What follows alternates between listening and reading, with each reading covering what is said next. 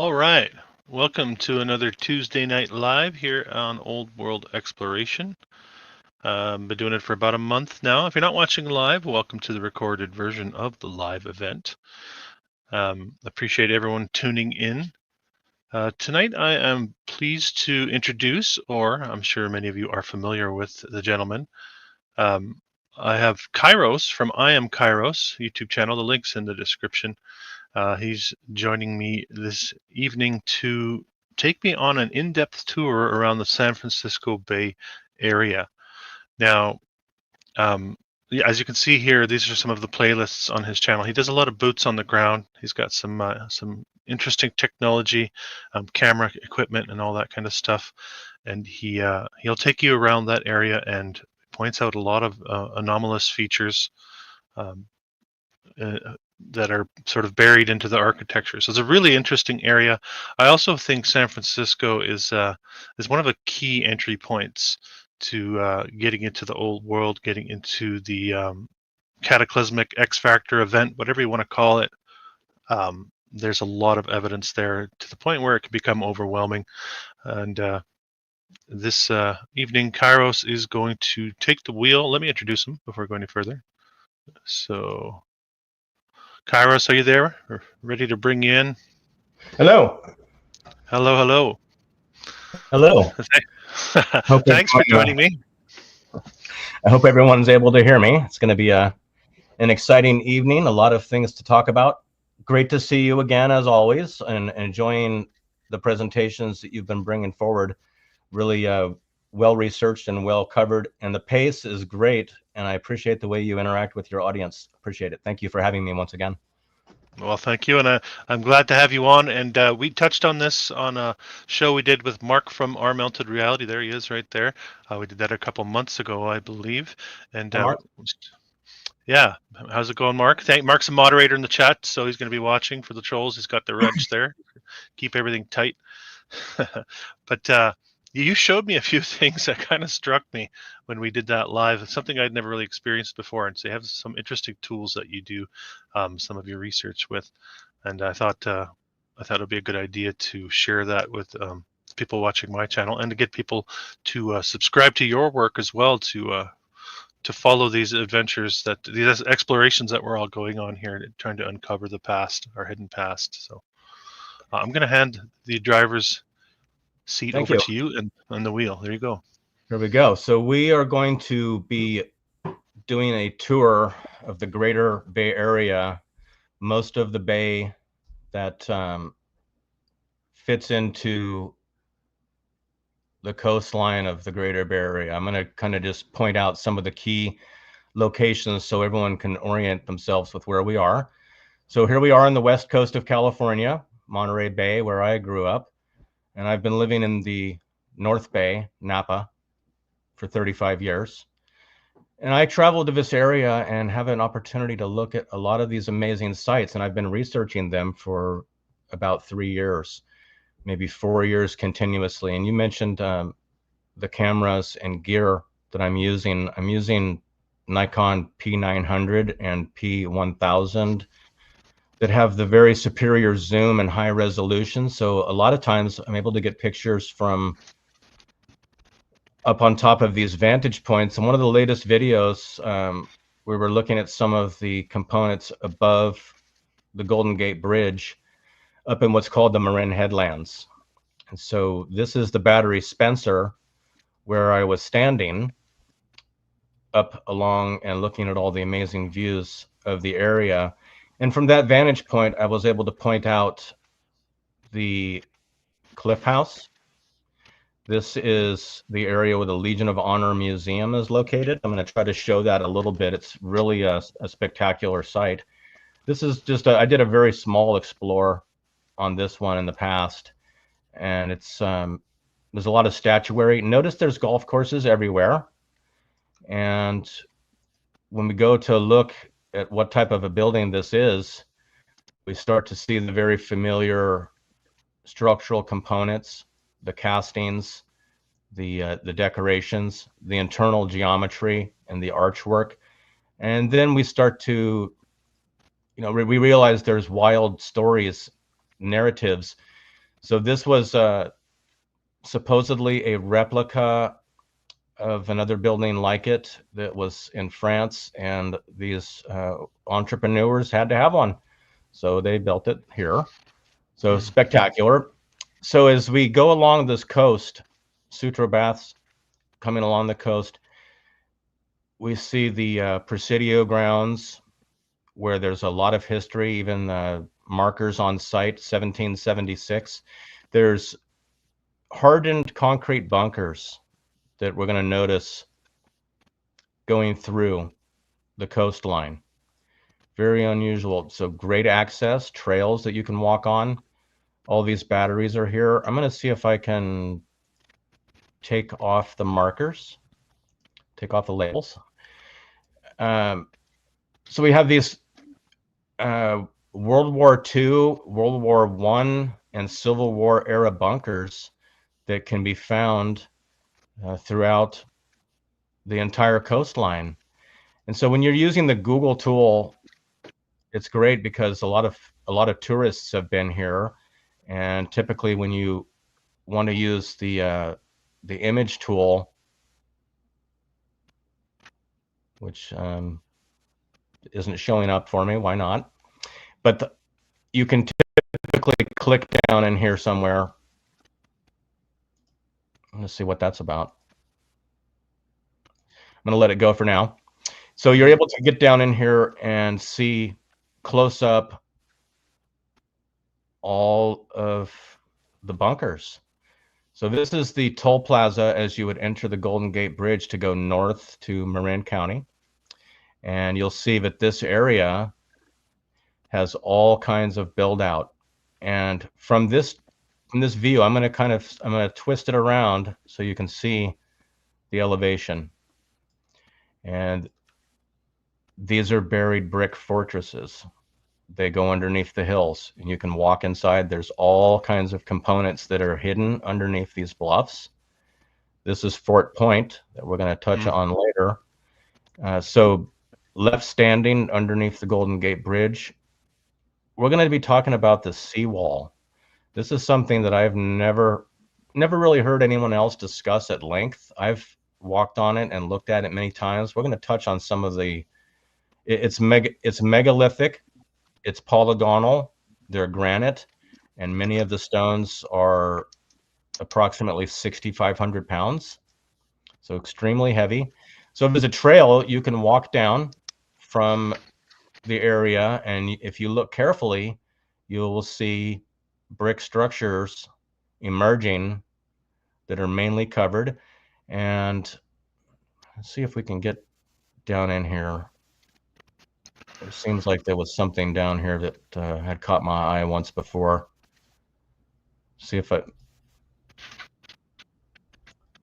So when you use the Google tool, never be afraid to go back in time and see what might emerge out of the... You just fall out of your chair. That would be the dogs and the cats again. I'll try to mute that. Sorry.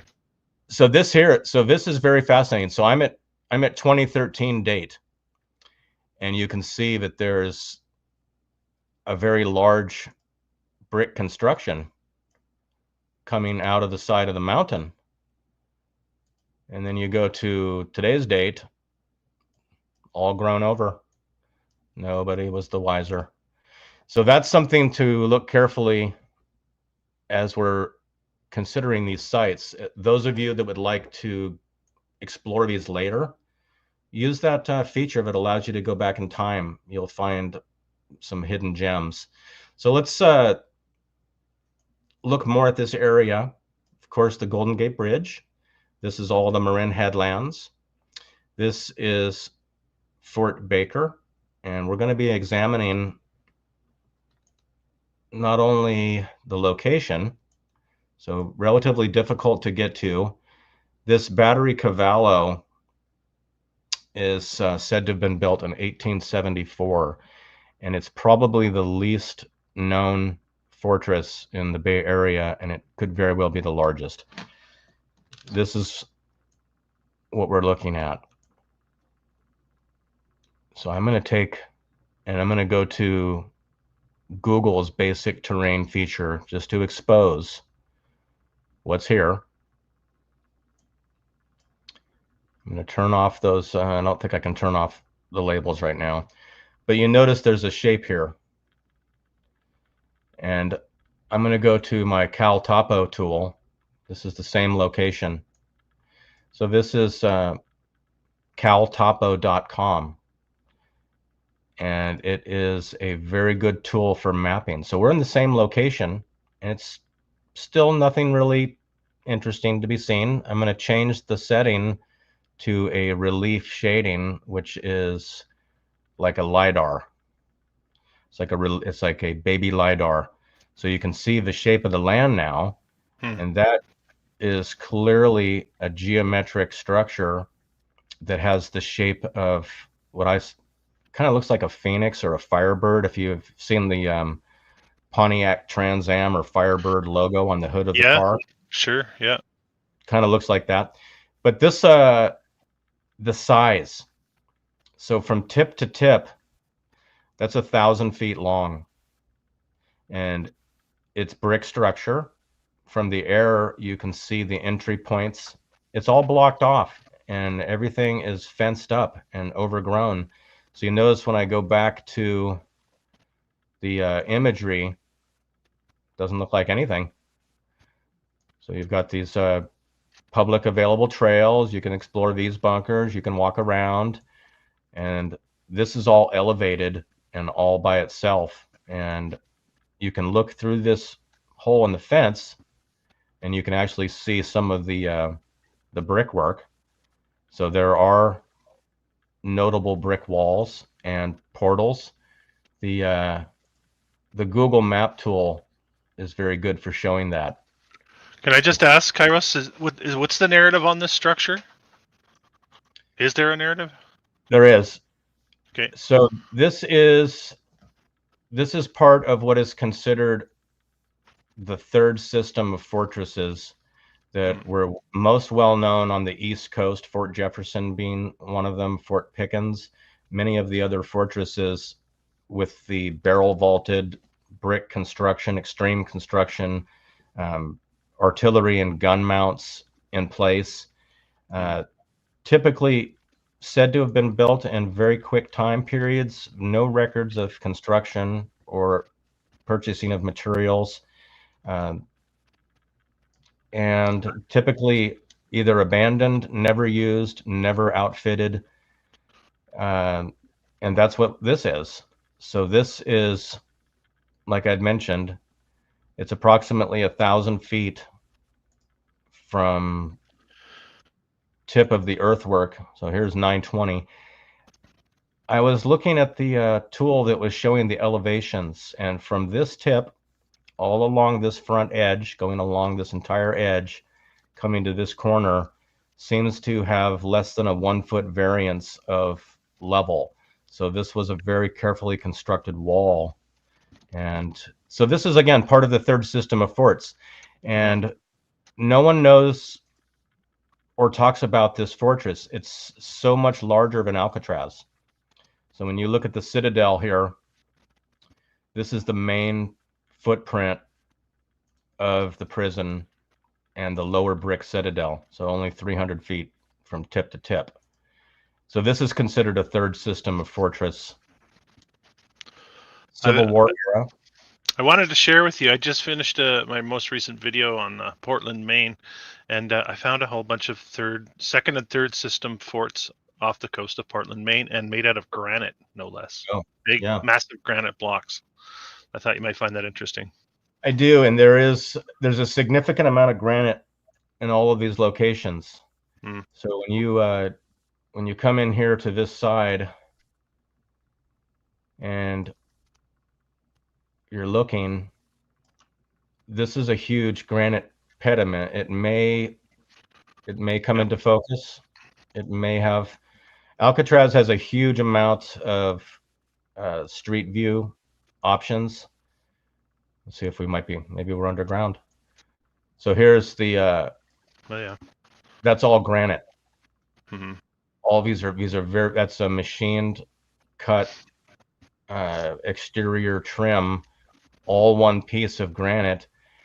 I've seen this this little rectangular entry point now on a number of fortresses, and from what I'm seeing and looking, I would suspect that some sort of a chain mechanism came out of each side and would raise a security door, large iron or something. You can see it on the front of Fort Point too. So this is one of the Civil War era. First, it was built as an amazing fortress, and the entire island is essentially constructed. So these are all brick walls. This is all brickwork. Huge structures made extensively of brick.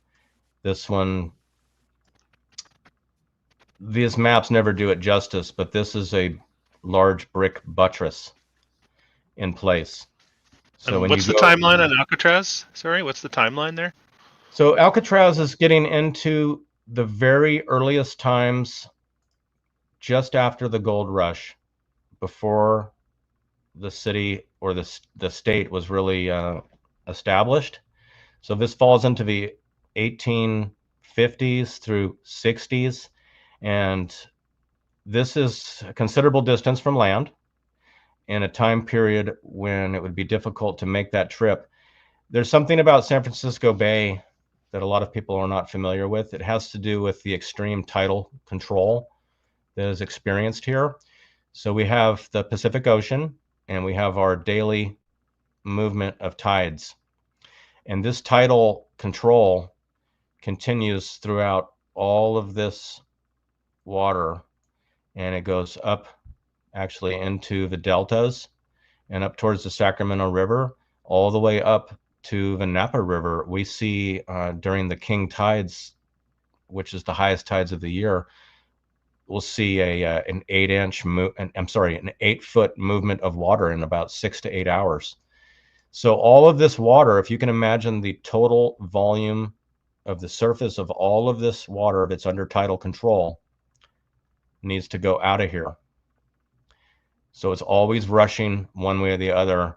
And you can see it's several hundred feet through here. It's solid bedrock under there. There's zero sediment. This is just, like I say, it washes out at an extreme rate. So that makes travel and movement of goods on these waters, when you maybe are using minimal propulsion, I mean, you're not really having advanced ships, very difficult. There was also a noteworthy part of the story of the Escape from Alcatraz movie with Clint Eastwood. So these guys were said to have made a swim after escaping. Yeah. And I watched the movie, and after being there and looking around, it's impossible. They could have never gotten out. No way. Mm-hmm. But that's beside the point. So here we are going to look at Fort Point. Oh, before you do, I just want to show you. You're talking about the third system forts. So this is one of the forts in Maine. I just wanted to show you because you just mentioned those. Can you zoom in on that? Zoom in on the entrance and see if there's any evidence of those rectangular slots that might close the drawbridge right underneath the pediment. All right. Don't know if there's any. Those are quite the large blocks, aren't they? I didn't want to hijack your presentation, but I thought it was relevant to what you were talking about. They seem to, many of these constructions seem to have the earmarks of being constructed by the same hand. They use the exact same methods, the same styles, shape, and scale. Yeah. Look at these stones up here too. Anyway, I just wanted to interject because it adds to what you were saying. Yeah, I appreciate that. Okay. So down here at Fort Point, which is quite an interesting site, notice again the terrain of the area and the location. So very steep bluffs on both sides on a peninsula, extremely hilly terrain. The story on this one might be one of the more amazing ones. So again, we're in the 1860s, and all of the old town along this Embarcadero. All of the areas is all under construction and being built up. We've seen those historical panoramas of how many buildings there were.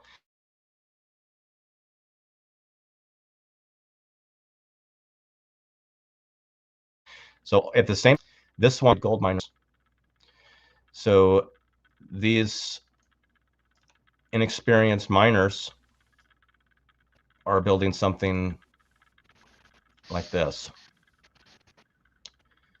So we have, again, a third system of fortress. These are all large granite blocks, top to bottom, with these interesting design components. You can see that they've chosen to use one of the very strongest of the brick bonds. So for those that are not familiar with the brick bond, most of the decorative walls you see, it would just be a brick on top of a brick and a brick and a brick back and forth. But here we see the end cap of the brick, which means that the other half of the brick has gone into the wall. So each course is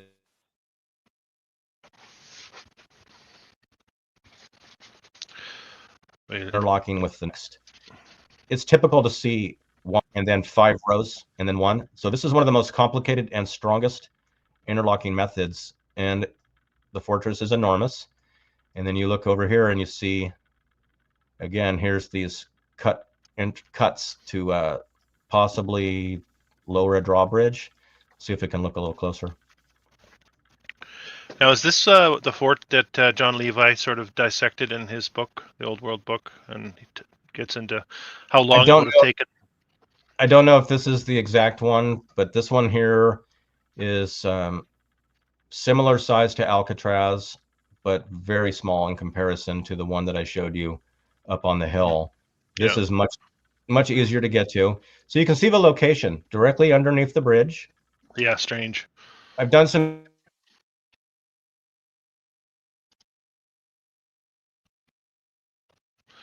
exploring and shown that there's a lot of suspicious mixy bricks in the wall. Hey, Kyros, you're fading in and out. It's a little choppy right now? A little bit. Keep going. I'll let you know if that happens again. Sorry. Yep. It's okay. So just continuing to get a good look at the Bay Area in general, and many of these sites that I'm showing are familiar. We've seen them in a lot of the explorers. So this is the location where we would have seen the Pan-Pacific exhibition. So it would basically take up that space. That's essentially the fairgrounds. This is where the Palace of Fine Arts is located today, directly. You can see that location. And continuing, which would be the Palace of Fine Arts would be the only remaining structure from the World's Fair from 1915. Is that correct? Am I close? Repeat yourself once again. It broke up. Yeah. So the Palace of Fine Arts is the last structure standing. I know there's more to the story from the World's Fair in San Francisco in 1915, right? That's what they're telling us. These are the grounds that were prepared according to the narrative for the 1915 Pan-Pacific International Exhibition, which was going to commemorate the opening of the Panama Canal. And there were many cities that were interested in hosting. I find it very interesting that right after the 1906 earthquake, which essentially destroyed everything in this area, they were able to even give it a thought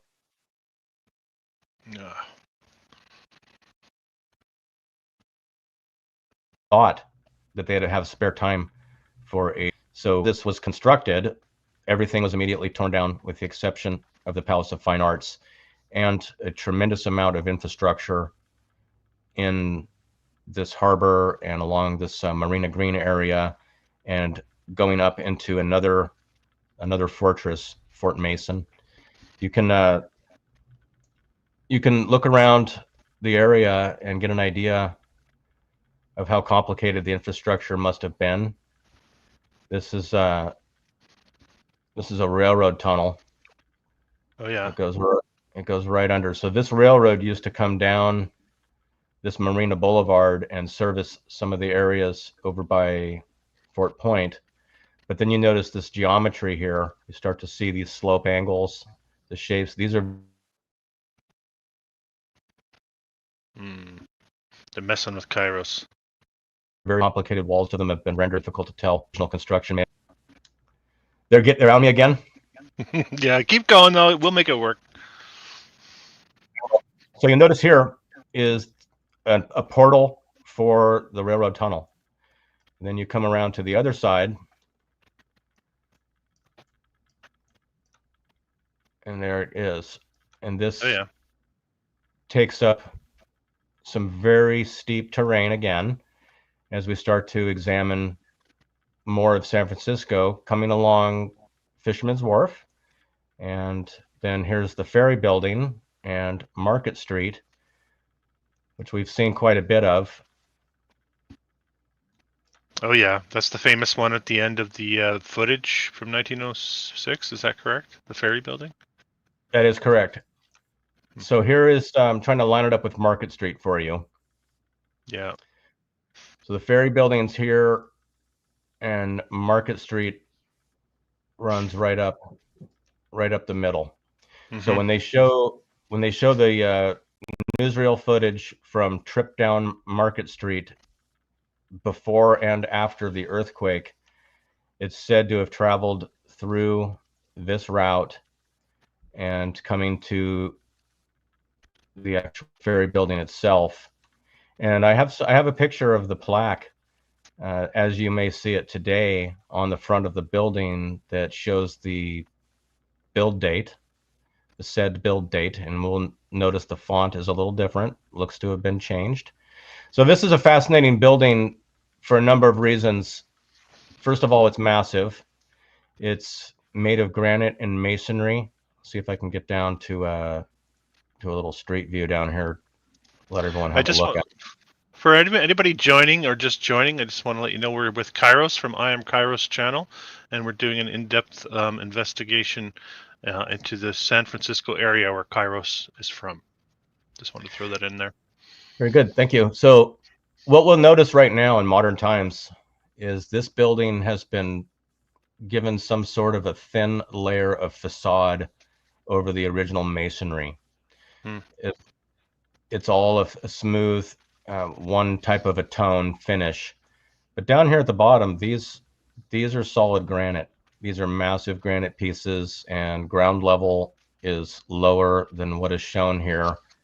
This is the commemorative plaque. So we see the 1896 designation. So I have a much better picture. Even in this picture, you can see that the 1 is a lesser font. It's the width and the depth of the number 1 are. Just a quick question here, Kyros, so not to interrupt, but somebody's asking, is this the location of the 1894 Expo? I believe it's not.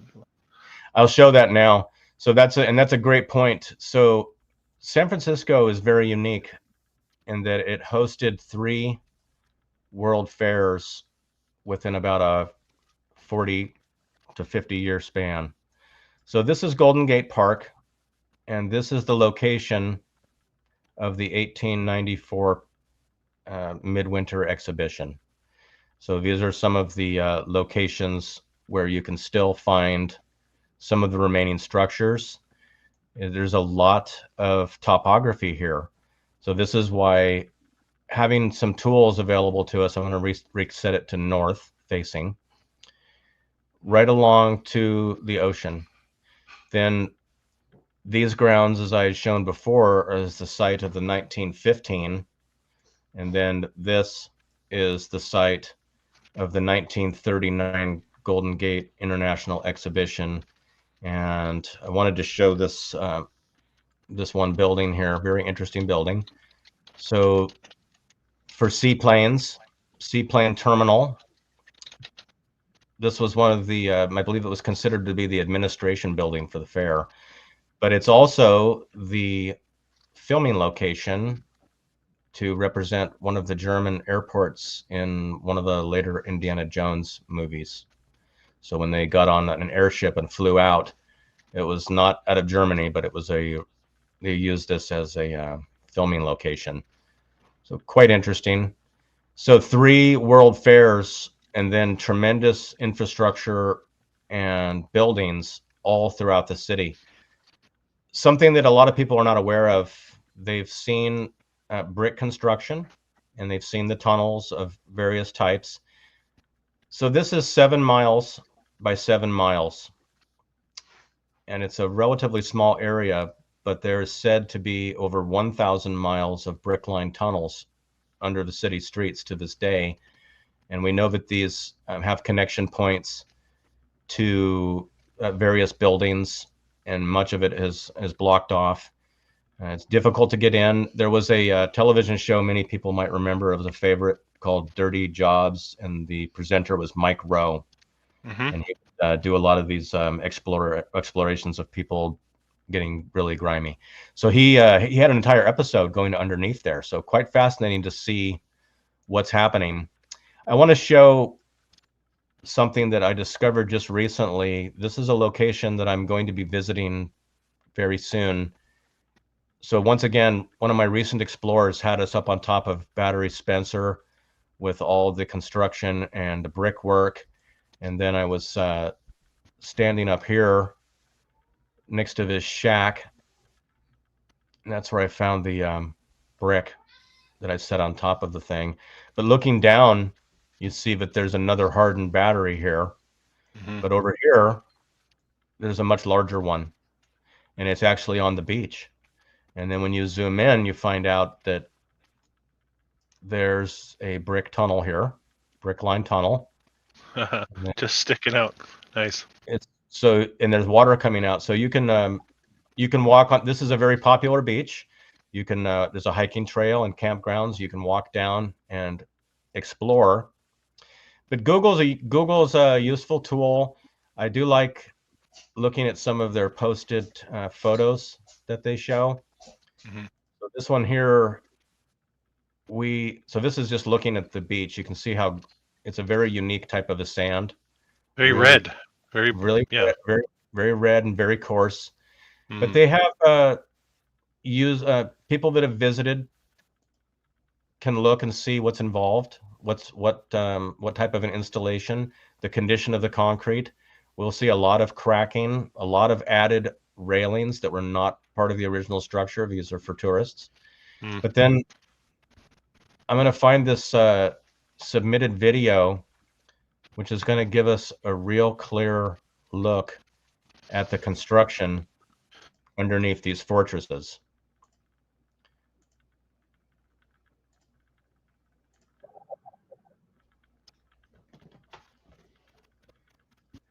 So here we're seeing that this goes underneath the mountain and comes out, and it's in very, very degraded shape.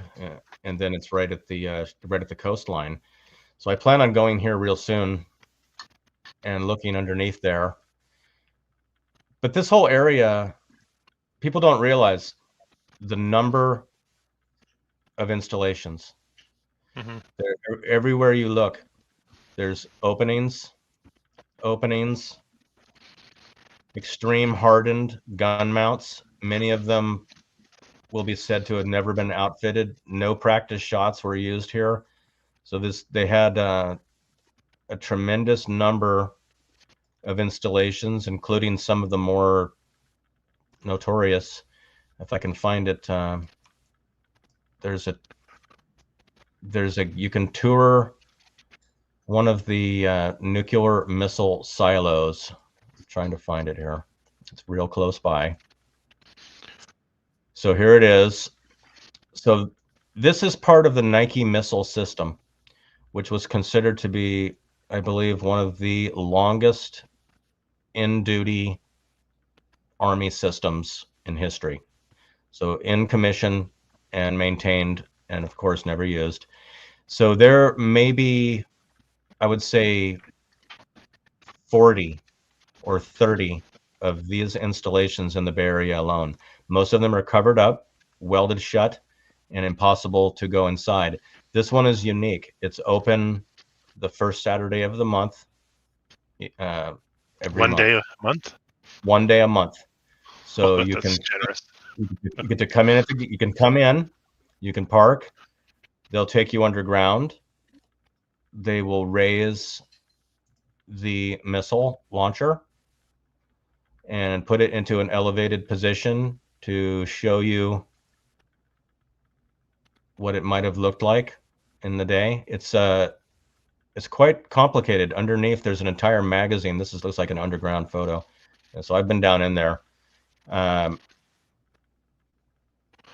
if I were to summarize sort of what we're observing here, from my perspective, when I see a lot of this infrastructure, the explanations we're given for them are weak at best, I would say, and most of them have been covered up by military. I don't know, whatever you want to call it. So you're correct. So this entire hillside, almost all of it. So you can see, if you look, you'll see there's more structures poking out, even just in their regular photos. So I wanted to just touch on this base real briefly. So these are metal doors that open outward, and then a missile launcher comes up out of the ground on an elevator, and they have more than one. And and then down below, they would lower the elevator and rack another missile. And I talked to the tour guide, and he told me a number of things that were amazing. So this is underground. So they have them on these rails, and they slide them across. The purpose of this base was not to unleash an offensive attack. This was strictly defensive. So by using their radar tracking and equipment on the rocket, the purpose was, and these were nuclear tipped, according to them, and the purpose was, if there was an incoming attack, either by bomber or by ICBM missile, it just has to go blow up close by. It's going to be an airburst, and it's going to probably cause a lot of local problems. This is where the tour guide had told me some things. So essentially, they never tested it here because they said it was too loud. So it's on the decibel levels. Once they go over 100, 120, 140 or higher, if you're too close by, you'll just die. It's so loud, you'll die. So they could only launch the missiles when everyone was underground, and they went supersonic in the length of the launch pad. So the time this could get off the pad, it's breaking the speed of sound and able to travel relatively long distances in a very quick period of time. So the entire Bay Area, many don't realize, we're surrounded by these sites. This is the only one you can really tour. So down here, you'll see there's more installations. There's some notorious lighthouses with Fresnel lenses. Out here, these are the Farallon Islands that I reference on occasion. So you can see the distance from shore. And there's not a lot known about them. It's difficult to research. It's illegal to go there. It's a protected area. Some of the deepest waters in the world are just off this shelf. And the research suggests, I believe this is, I guess, considered common knowledge for those researching, this was a favorite location to dump toxic waste by the military over many decades. So according to them, there's just a ridiculous amount of leaking drums and vaults and ships and whatever else that they want to put out there. So that's the dumping grounds. So I wanted to start to focus in on, once again. Do you believe that? Do you believe that story? Do you think they used it as a dumping ground? Or do you think that's a way to keep people away from it? It would be a great place to put things, because when you start to realize, so this is a base, that's a base, this is a base, over here there's bases, this is more bases, then you've got San Quentin Prison. You've got a massive base. This is Mare Island, just right nearby. So this is considered the first Navy base installation on the West Coast.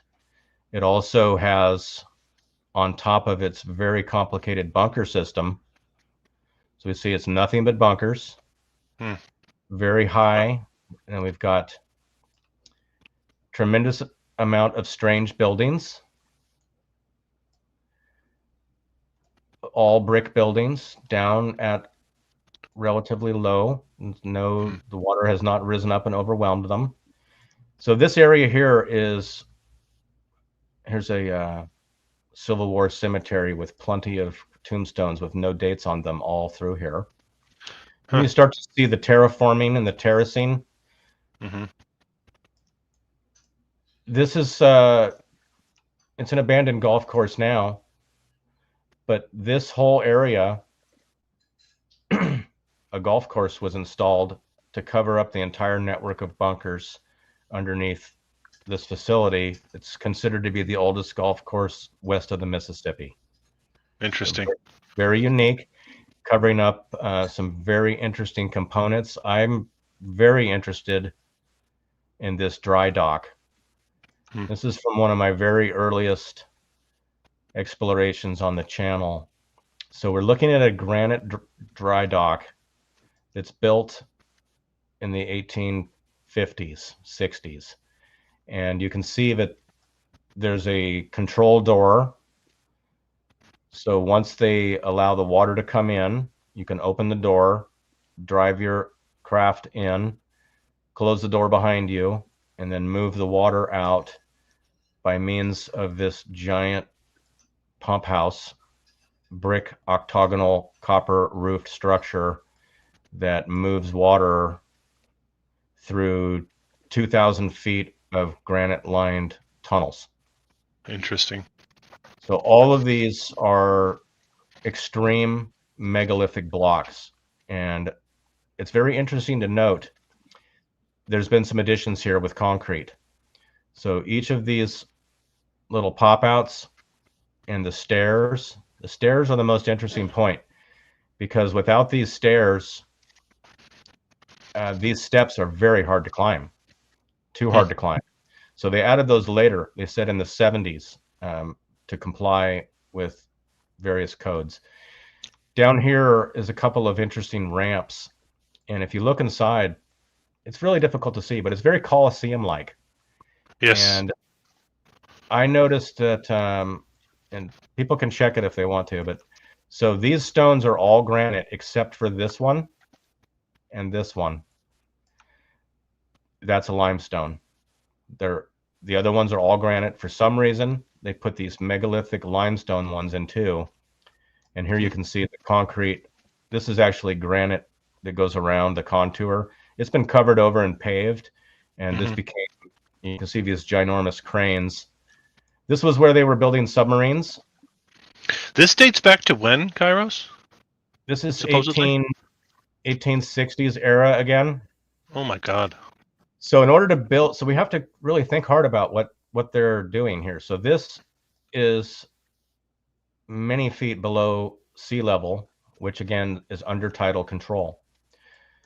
So in order to excavate this, you're going to have to somehow find a way to block your end, dig it all out, and then bring all the granite blocks in here. The railroad bridge that's up here was not installed until possibly the 1910s. So this would have all been arriving by boat to assemble this incredible granite dry dock surrounded by huge red brick structures, giant red brick mansion. And then down here, I find this a little troubling. My imagination runs wild, but these are all entrance points along the railroad tracks. So if you go along, you'll find that there's nothing but entry points with doors. Weird. And a lot of the structure was has been removed, but these run throughout most of the base. It does go underground. So these have a lot of different stories. They're said to be weapons storage or bomb shelters. But the fact that it's right by the railroad tracks and there's man doors all up and down, to me, it might be a place to use rail cars to put people in, or use rail cars to pull people out. And there's more of it all underneath these towering eucalyptus trees, which of course are not native to California, and these are monsters.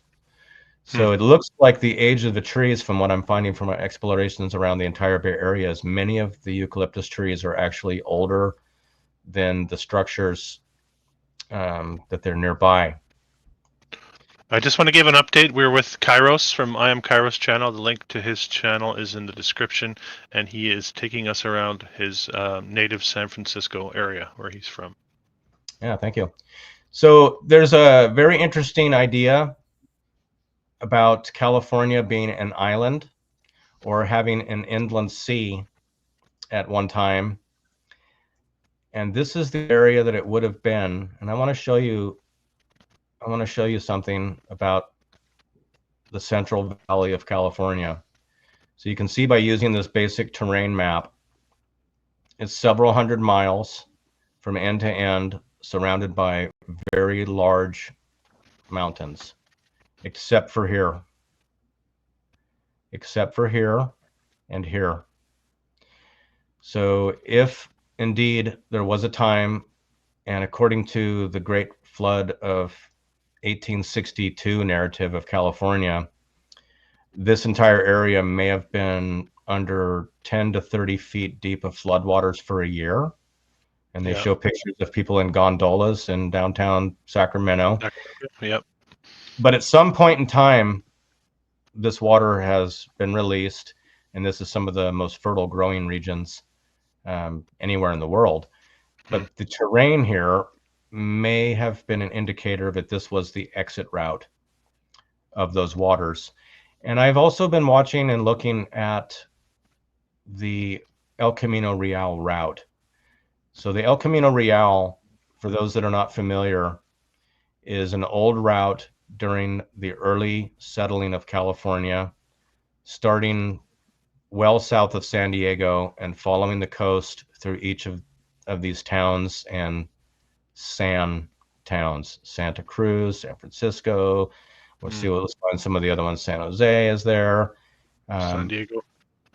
Correct. So it continues through here, and it goes across the Golden Gate Strait to San Rafael and terminates in Sonoma at an amazing location, which is about 15 minutes from my house. So really fantastic to be able to visit.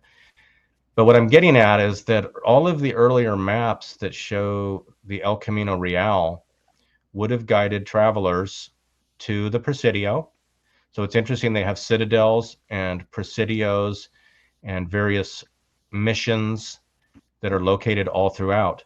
The map shows that there's a route that goes through here, and then you continue to each of the various places. Next place, coming up towards San Rafael, and there's a giant cathedral and amazing old world construction there. Even the very street itself, we'll see if it'll highlight it. It usually calls it El Camino Real. Oh yeah, it is the El Camino Real. So it passes all of these incredible fortresses, all brick construction throughout. Down in here at this Fort Baker complex, not only are there the interesting things we looked at earlier, but there's obvious openings right into the mountains all around the base of here. Tremendous. And there's more structure, access roads with more structure, incredible walls. There's a little footpath you can walk on that goes underneath the bridge, and I went under there, and there's bricks under there. So amazing. The interesting thing, we mentioned bricks a lot, and I had a little short chat with that GPT robot last night, And I just asked it a very direct question, sort of interesting one. What's the most common man-made material with the least amount of information about it? The least amount of knowledge. So, and if it was the number one was bricks, it was bricks. Because there's almost everything is built from them, and there's very little information about where they came from or who made them, how they were made, how they were transported. Over here at Sutro Baths, because I'm kind of gonna bounce around, and then we're gonna look at some pictures, but I want to just touch on this while I'm thinking about it. Is this is the location where I saw what I'm calling the melted brick avalanche, right in this area. And the pictures of this rendering is not fantastic. 1049 Point Lobos Avenue will get you right to the section if you'd like to look at it. But there's T-car stamped bricks in this very location. If you want to show my picture full screen, I'm going to show you one. So let's see if we can oh, your picture. Please. Hold on. My person. Oh.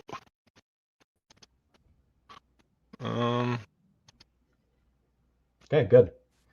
So this is a T-car brick, and you can see it's really scorched, and the letters are actually semi-melted. You can see the bubbling appearance. So that's what's in the hillside. If you take me back, please. Yep. Now, T-car, supposedly Scottish brick. Is that correct? Yes. So I once again have been taunting the AI to learn a little bit about this. So all of these T-car bricks, which are found here and over here at Sutro Baths, still in place, would have needed to make a 14 to 16,000 mile journey from Scotland around the Horn. There's simply no way to get there. You have to go this way. You have to go this way to get there. And it would have taken possibly, according to the chat bot, from the first idea of purchasing bricks from T-car, having your correspondence and actually having them delivered, they may arrive 2 years after your initial order. So it's very interesting to wonder why there would be so many bricks from such a great distance. But there's also the bricks in all the other places. So there's underneath the fortresses, underneath construction in this particular park, all around. So really a special place to be able to explore. There's no shortages of places to go. I do want to find myself on this treasure island again. I've shown some of I have a no pause challenge in one of my playlists that shows all of the structures during the fair, and it's very Moorish, a lot of spires, a lot of complicated. No, which fair is that again? Is that the Winter Fair of 1894? This is the 1939 Golden Gate International Exhibition. Okay. So not only did they build the island, so this island was not here. This is a constructed island, and they say that the material that was brought to make the island was actually brought from this mine in Napa, right here. Yeah. Came from this mine. So they supposedly mined the boulders from here, and they had an overhead tram system that would bring the materials all the way over here to their amazing dry docks. And that's the way they chose to build Treasure Island. Fantastic. And while we're here, let me show you this.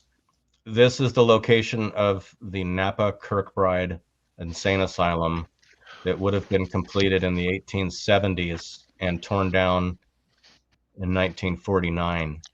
I'm glad you So brought that up.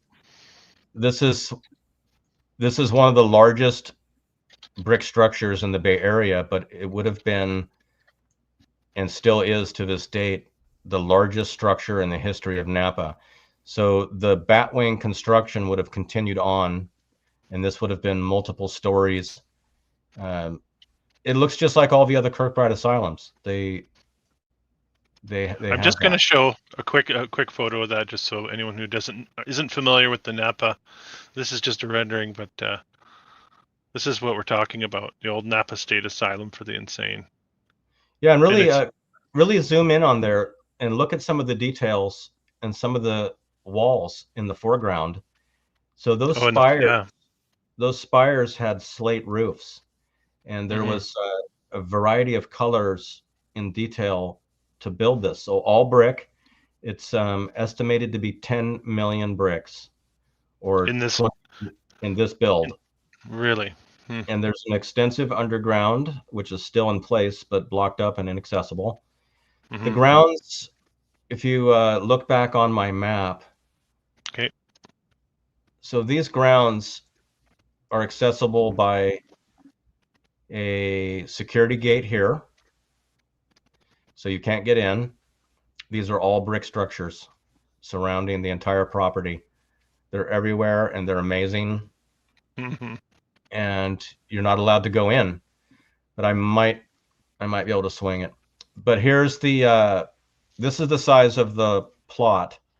So I had mentioned that it's 20,000 pallets of bricks. So right over here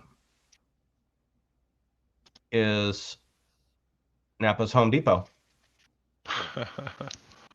So I was in there and I asked the manager, how many pallets can you hold in here of everything?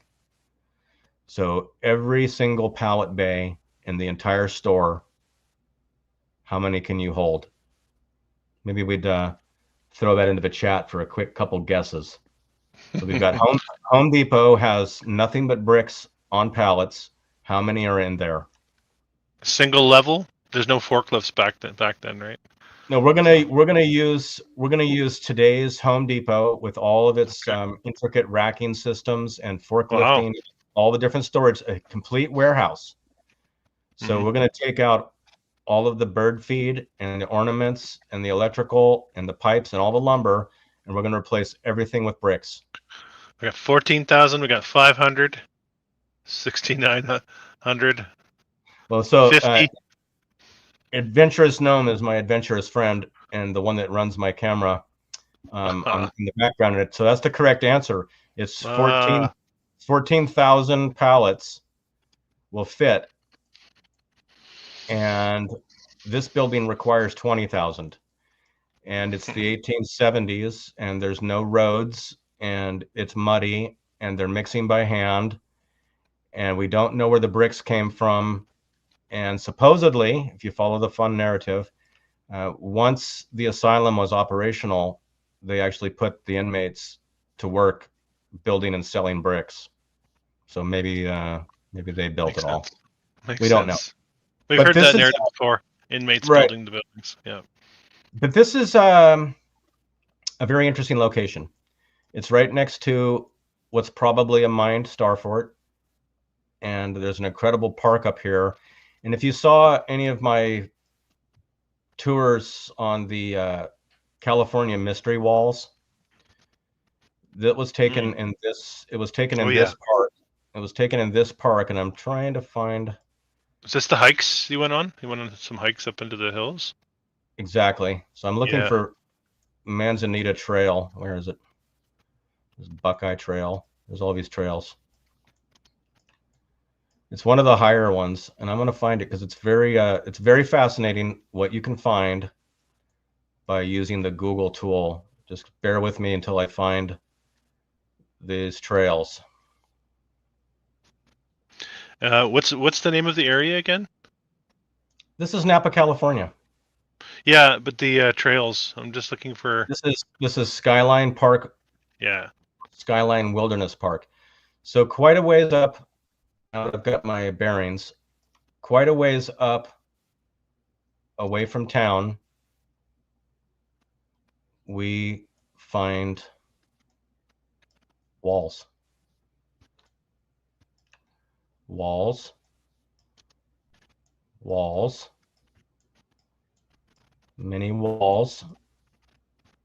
This is the location where I had some drone footage where we're calling it the trivergence of walls. This is that location. So just look how remote it is and how intricate. And these go on for hundreds of miles throughout all of California, thousands of miles, really. So fascinating. These California walls actually continue through and run through all of these hills, all through the Bay Area, all over California. And they're actually up near Mount Diablo, which is one of the locations I had explored with everyone. Okay, let me just show. I'm just going to show some of your footage from that Skyline Park. Just some of the walls. Is that okay? You'll probably find the best one is going to be the little preview. Oh, is this the preview? Maybe this is. No, I'm halfway through the. Very short one. But that's you've got the right idea. Okay. You want me to hunt one down? Yes, it's relatively easy to find. So it's a relatively recent video. So that one was eight months ago. Go ahead and scroll up further, please. Up higher. Let's look for. It's going to say California Mystery Walls and Ruins. So it's one of those two. It's the shorter of the two. And if you want to play the audio, go ahead and scroll down and touch it. It's a little further down. You just missed it. Oh. So it says California Mystery Walls and Ruins on the thumbnail. Continue down. Oh, on the thumbnail. There you go. There it is. So one is long and one is short. Pick the short one. Yeah, pick the short one. Got it. And play the. I don't think we'll see. Let me know if you can hear it. I don't think you'll be able to hear it. That's part of my browser, but can you hear that? No, and it's not important. Okay. So I had a guest explorer with me. Some may know Dave Stig Hansen. He is very, very interested and knowledgeable on the Richat structure in Africa. So he's made several trips there. He's planning another one. He's going to be in the eye of the Sahara. So he came to visit, and we went and explored this park, and he was just blown away with what he was seeing here. And I kept I told him we were going to get to some Petra-esque ruins, and these are them. And he couldn't believe what he was seeing. We're looking down on rock-cut ruins. Wow. The rock-cut ruins. Absolutely amazing. Yeah, and so so that was just a little teaser for that. Yeah, check that out. If you haven't checked out Kyros' work, you got to get over there. He does amazing boots on the ground. And that's just a taste. Just a taste. Yeah, thank you. Well, I want to do a little more topography. I'd like to introduce people to a very useful tool. So this is CalTopo, and it has all different types of layers. So I'm currently using the imagery, and this is at the Fort Baker where we were looking at the fortress. So I'm going to turn the shaded relief back on, and you can see how the details pop out. Very easy to see. Mm-hmm. So as you start to move around, and this is on top of Battery Spencer, where I had done one of my last videos. With this topography filter on, you can see these are very long and very straight and very consistent lines with terracing. So as I got into the bushes right here, I went off trail and I went up, and there was granite blocks that looked like another pediment entrance to an opening. Quite fascinating, but it's difficult to find these. This is that Battery Kirby that has the brick line tunnel at the store. You can see there's a lot of mound work here. You can see all the little cuts where the different gun mounts are. So we're going to go across the bridge, and this is the approach to the Golden Gate Bridge, but I want to show you the bunker network using this LiDAR light. So you can see here, that's all brick construction with openings. These are all bunkers. You can see all the cutouts, all the bunkers. Just continuing on, more bunkers, more bunkers,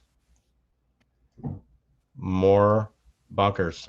And this one here is very interesting because without the shaded topography, it's kind of hard to see it. Let me show you. So it's just kind of, up in the wilderness, not really accessible. Yeah. It's amazing what a bit of foliage can do. That's true. And we're going to continue on and find our way right at Sutro Baths and Sutro Heights. So here you can see the round structure that the Sutro Bluff exists. And this is another bunker. This is the face of the bluff, and you can see a lot more of the shape. This is the location of Sutro Baths. So you can see this entire area is hollowed out. This is where all the works would have taken place. You notice these triangular shaped areas have conveniently been turned into parking lots. This is the location of the Legion of Honor I showed earlier. So you can see the extreme terracing and the shape of the land surrounded by golf courses. Tremendous amounts of golf courses down here. Then we move over to the site of the 1894 and we put that into shading, and it's just it's a whole different world. Do you have a question here? Someone's asking, Yes. That's the spot with shotcrete over old brick. That's Sutro Baths. I'll let you answer that. That's going to be right here on the map. So the address is 1049 Point Lobos Avenue, San Francisco. 1049. So that'll take you directly to Street View with lots of previous dates for comparisons. But I wanted to show this topography of the land. So this is an 1894 plot, which would have had the World's Fair, and you see a lot of terrain features compared to the surrounding neighborhoods. Yes. So these are the areas that would have been shown in the 1906 earthquake pictures as being completely wiped out, just wiped smooth. And you can use this for Alcatraz too. You can get right in here. You can see how geometric it really is. Yeah. It's an interesting place to visit. It's very unpopular with the locals. It's why? Because it's so popular with the tourists? Is that the reason?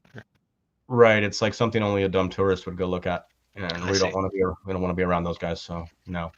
But it is fascinating. I'm going to be going there again real soon. This is open for anyone in California. They do have a current 2-for-1 special on entry. So if you're interested in going to Alcatraz, they have an underground tour and as well as open exploring for most of the island. Give yourself at least 6 hours. There's a lot of walking, a lot of wind. So I just wanted to highlight that San Francisco really is very hilly, but there are suspicious elements that are built up. This is the approximate location of the famous 1878 panorama of San Francisco that's been featured so many times. Would be essentially up here somewhere at the Mark Hopkins Hotel. Yeah. So quite an interesting location. I've seen many things and I'm going to continue. I really appreciate the comments, by the way. A lot of people do feel comfortable leaving comments in my videos, and I do read them, and I've learned a lot of things, and I appreciate it. And there really are very few bad talk.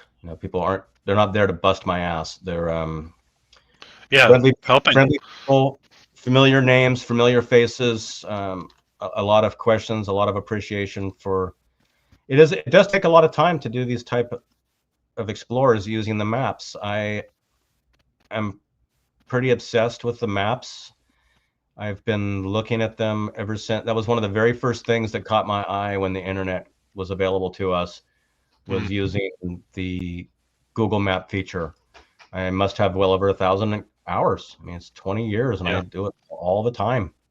Got a question here just before you move on. They're just asking, can we have a link to the Topo app you're using? Do you have that available? You can put that in the chat. So it's on the top of the screen in the window. It's caltopo.com. Yeah. I don't have a link. I don't have the direct. It's a free app that has upgraded features if you want to spend a little bit. One of the things that's absolutely fascinating with this feature, and I'll see if I can demonstrate it right now. This might be my favorite part of all of CalTopo. So we're going to come right back into Napa, and we're going to get right back to the Asylum. If I can find it.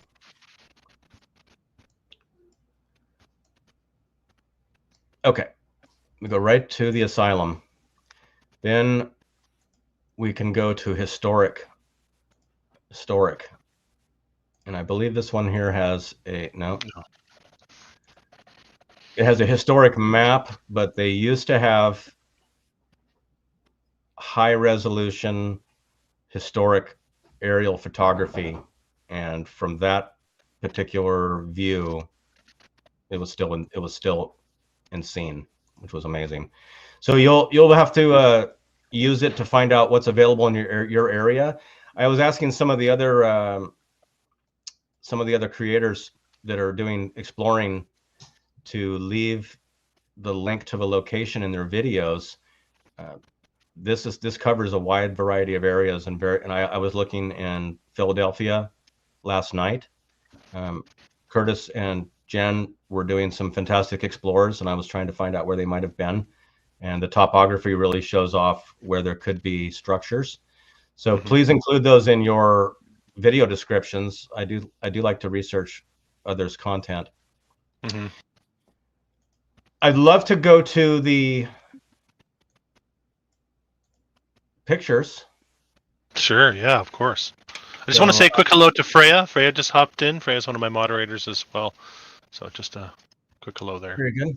I'm going to, how am I going to do this? I don't want to spoil the show. I'm at the very end of my slideshow. So I need to go back. Why don't you go ahead and, I don't want to have a big unveil. I don't want to spoil it. You get yourself sorted there, and right. I'll see if I can find some more of this Kirkbride. This is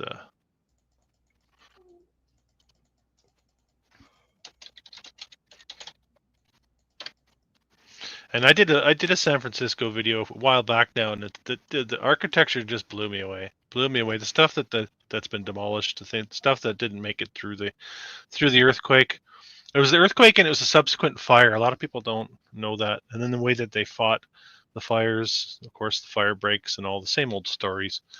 And San Francisco is a narrative backbreaker, and I said that in the beginning of the show here tonight. But I mean, Napa Valley as well. So you have that picture on the screen, and that's a very good one of the best. The one that you had before was a architectural drawing, may or may not have been drawn after it was built or not, we don't know. But that's what I have on my desktop. I know that picture. And so let me tell you a little bit about what was happening in 1875 Napa. So the population for the entire county was less than 10,000. The terrain is pretty rugged. There's the river, which makes it difficult to travel. There are very few bridges in that time, even though Napa is now known to have the most stone constructed bridges west of the Mississippi of any county. So over 400 or over 400, really? Over 400 bridges were here. The largest one of all is underneath the local reservoir called Lake Berryessa. And when they built that, when they built the reservoir, the town of Monticello was inundated, and the 5-arch bridge is under the waters to this day. Wow. So quite amazing.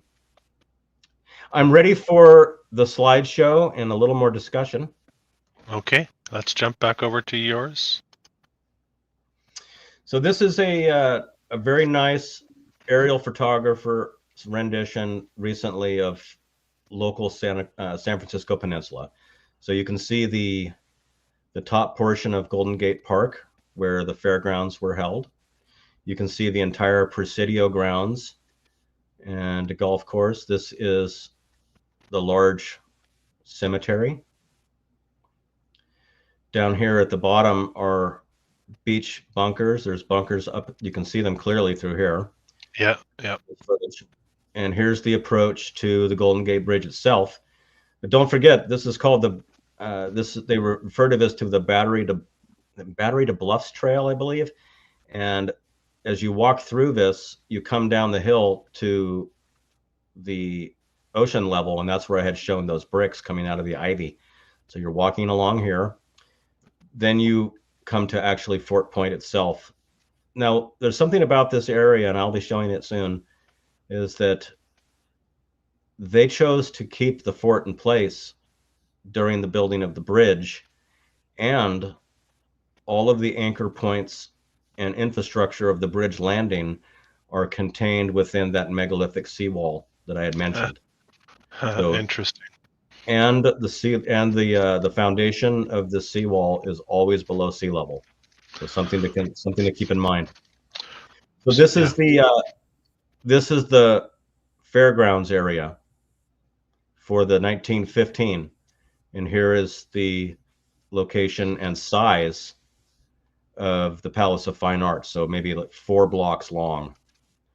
So this is a 1/4 mile of arched structure, and the estimate of the amount of concrete needed to build this would have been 3 million square feet of concrete, or 12,000 modern day cement trucks, or according to AI, 55,555 donkey wagons, just like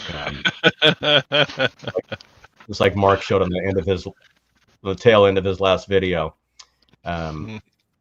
Donkey carts. So they were suggesting that there were 2,000 donkeys available, and these guys were just pouring and hand lifting buckets of ready-to-use cement into incredible molds by hand, and they built it in 2 years. And everything else too. Forget about this. Everything else too. So this shows you, a lot of times maybe we hear about the size of these fairs and we see amazing photos, and they're usually taken from the vantage point of across the pond or nearby, maybe on top of one of the tallest buildings. But this gives you the idea of how large it really is compared to the adjoining neighborhoods. This is hundreds of modern houses and businesses today. Huge chunk of land. Yeah. And here's Treasure Island for comparison, 1939. So they built the island, built the entire fair, tore down most everything. The military took it over, and this was all being done at the same time they were building the bridges. You couldn't even get here yet. So when they started, you couldn't get here by bridge. Or this way, neither bridge. And then, of course, here's Alcatraz. And I thought it was interesting, kind of humorous, because we noticed the funny numbers. So when I went to Alcatraz by ferry, there's a dedicated pier. All these piers have numbers. Do you care to guess what number pier I had to leave from to go over here? 33? Yeah, that's right. I didn't know that. Just a guess. You don't have to know. You already just know. You just know. So this gives an overview of how enormous and how complicated. So people wonder, well, how could there be 1,000 miles of brick line tunnels? That seems ridiculous. Well, remember, it's 7 miles in both directions, and just start adding 7, 7, 7, 7, 7. Each one of these 7, 7, 7, 7, 7, 7, and you'll find out. But they go underneath this infrastructure, these are all eucalyptus trees through here. So these are massive trees that are only native to Australia, as my understanding. They lined the entire El Camino Real route that I had showed you, possibly from Guatemala to Sonoma, is massive eucalyptus trees. And they tend to be built in geometric stands, and they are typically found at a waypoint for the El Camino Real. So if you were a traveler and you were all the way across town and you wanted to come this direction and you didn't, you need to get your bearings, you can spot and go towards the eucalyptus trees. No problem. So fantastic. It reminds me of that plant in the South, that American South, that sort of has grown over everything. It sounds like there's a cover operation. Maybe they're trying, possibly. These trees are very unusual. They're very unusual. First of all, they have a menthol property to the bark. Oh yeah, eucalyptus, yeah. Absolutely. Very curative, very smelly, sometimes pleasant. The wood is very hard. So this is a very difficult wood to cut or to mill or to build with. It's pretty much not used that way. So the narrative suggests that the overwhelming amount of eucalyptus is planted all throughout the West Coast was for the purpose of railroad ties. Interesting. And windbreaks. So the problem is these are very large trees that can grow to be 200 to 400 years old. And typically the wood does not reach maturity until over 200 years. So these settlers who had hoped for the best were finding out that railroad ties were drying out and warping and twisting. And can you imagine trying to drive a railroad spike into hardwood at that level? You've worked with hardwood, you know what hardwood is. Yeah. These are not, you're not going to drive it into eucalyptus, not a chance. Yeah, good point. So a little background of the area and how complicated it is. And here is Alameda and Oakland and Berkeley and all the various hills, which are worthy of explorations as well. I haven't done a lot of exploring on the East Bay shores, mainly this area. I'm going to move along, and I'm hoping that these photos will grab attention. So this one is a very old historical photo. It looks like they have employed a fisheye lens, an early fisheye lens of some sort. So we see from the height of the sun in the sky, and we're going to look for the date, and we're going to see what we can learn. So May 28th, 1906. So we're in springish time period. Sun is high. The sun is going to set back over here later, so it's probably 4 o'clock in the afternoon. Don't know. But we're going to look at the detail of this once again from an airship 2,000 feet above in 1906. Let's examine the clarity of the photography and the resolution and see what we can learn. This is the backside of the Ferry building, and they had already said to have put scaffolding in place to do some repair work. This building did not fall yet. This is the shoreline. This building is built over the water. This is not on dry land. Neither is this. All these piers are out self-supporting on piles.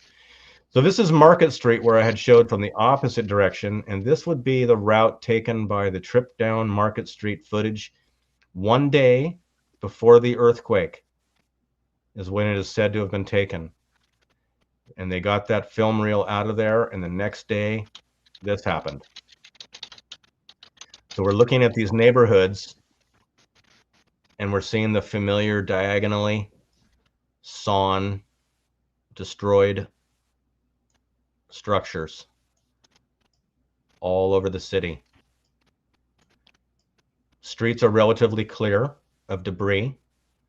There are a decent amount of people and vehicles. Looks pretty good. more damaged structures to varying degrees. But the part that you had mentioned about, so look at the size of this building, 1906.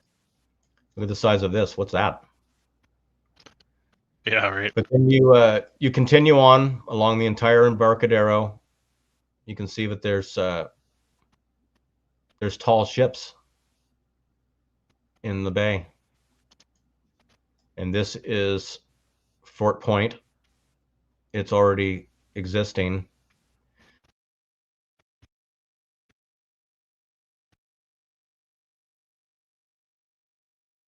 Fill, grade, prepare, compact prior to any construction of hundreds of structures in 635 acres in less than 6 months with donkeys. Do you mind if I just quickly show a couple minutes of the video footage of Market Street? I think you should. Yeah, that'll be a nice little break. I'm gonna have a little sip to drink, and I think that'd be a great way to look. Yeah, that's fantastic footage.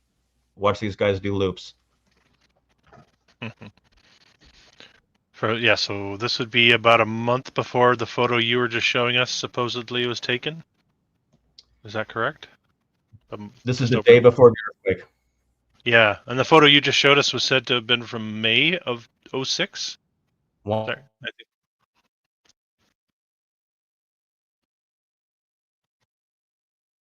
a month. So it would be said to have been taken one day before the earthquake, and the high altitude balloon footage is approximately 5 weeks later. I'm just trying to put those massive buildings into context that you just pointed out as I'm looking at this video. This is a very interesting piece of footage, and a lot of people look at it and they find it interesting, but there's some strange conduct. So that looks like black. That's like a Glad bag. That looks like plastic. That looks like black plastic, not any kind of fabric I've ever seen. But beside the point, so people are cutting in front of the trolley back and forth. But if you are very careful and you watch, you will see that the same cars go up, around, turn around, come back. You can identify them by license plate.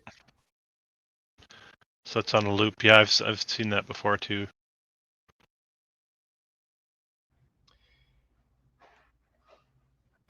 There, I'll go up to when it gets. It's also been suggested that some of the cars. Very good. Some of the cars I'm hearing, it's quite possible, as this is 1906, some of the cars that are shown may not have been built yet. That is something that is based on some research by Martin Liedke had researched that some of these Fords. Yeah, so this is a very. I'm hoping you can catch that still when it comes right in. We're gonna have a look. Can we see that there? But I think that's as close as it's going to get. So from that point, and you can see that's a perfect place to stop. So notice the streak in the film that produced.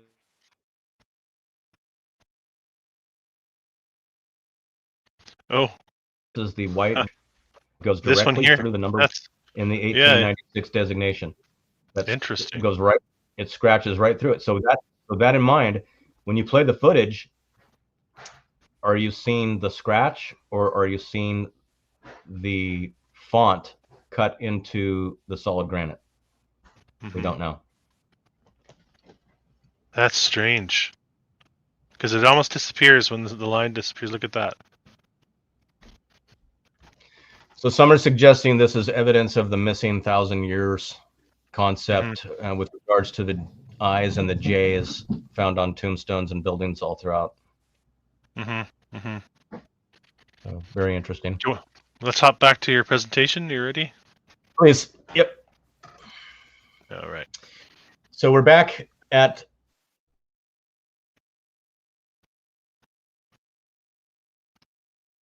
here. I'll close this. From a balloon.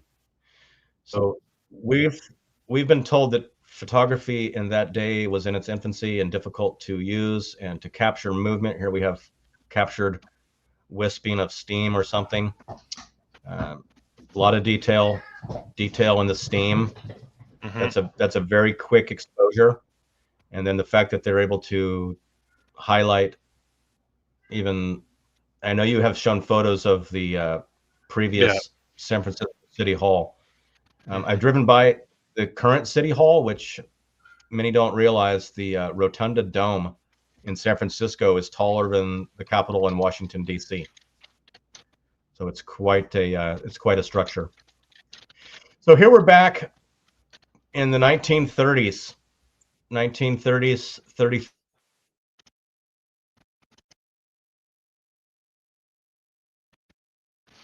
function of the Golden Gate Bridge are already missing. Mm-hmm. And the Palace of Fine Arts is still here, but notice some of the differences in the structure compared to what we've seen.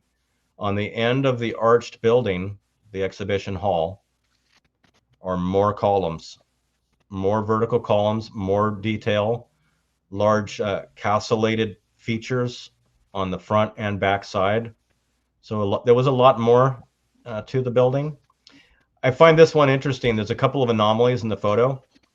So here we see the partial tower under construction, leaving a reflection. Over here, nothing. No reflection. We have reflections everywhere else. Reflections in the pond, reflections at the wharf, reflections over here. No.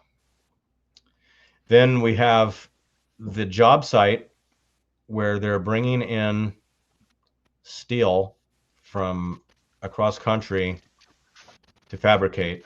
And I'm just not seeing in this picture or really any others that's really showing a well-developed job site. So just keep that in mind. Also take note that all of these structures are brick. These are all large brick buildings. A lot of them are still there. They're barracks type buildings for the Presidio grounds. This is an older photo. Obviously, the bridge has not been begun. And we see Fort Point is here. We see a lot of structure in the highlands. Very difficult to make the detail, but there's something going on up there. But then here in the swampy, muddy area is industry rising out of the mud. Large brick arched, large construction, already damaged, possibly already blocked up archway center, huge water tank, massive brick buildings, and then in the dirt, some houses, and they have decided to build what looks like entrances into their second floors now, as the first floors might have not been usable due to inundation of mud. A lot of electrical infrastructure possibly here. Shortage of foliage. We got a couple trees and no people. So very interesting. That's a pattern. We do take note of the age of the trees and all of the historical photos. They all seem very young and the land seems very barren. This again is pre-Golden Gate Bridge. There are some structures in the highlands, but we see the palace is here with the details on the end of the building. This looks like a mini Parthenon over here. I don't know what that represents. And then these might be some holdover components on the waterfront from the destroyed fairgrounds, but here is completely wiped clean. Do you know what that one right on the water is next to that Parthenon looking structure? It's got a couple, that one there, I do not know. It's an interesting shape too. There's a tremendous amount of little huts or little buildings that are running this entire length. Oh yeah. This is all public land right now, and it can all be investigated and walked around. But I thought just the condition of the neighborhood, it'll be difficult. It's difficult to find land that well scraped anywhere today. Yeah, and that's a lot of work, and there's simply nothing left. Here's another angle. So now the mini Parthenon is gone, and those other buildings are also gone. Something looks like it went off into the water. Here's the palace with these features. So there were doors for giants, and the structure was much more complicated and interesting on both sides. and we see all the details intact. Part of the discussion that I had last night regarding the palace, I overlooked the fact that in order to reconstruct this scale replica, you would have had to remake all the molds perfectly to represent what was here.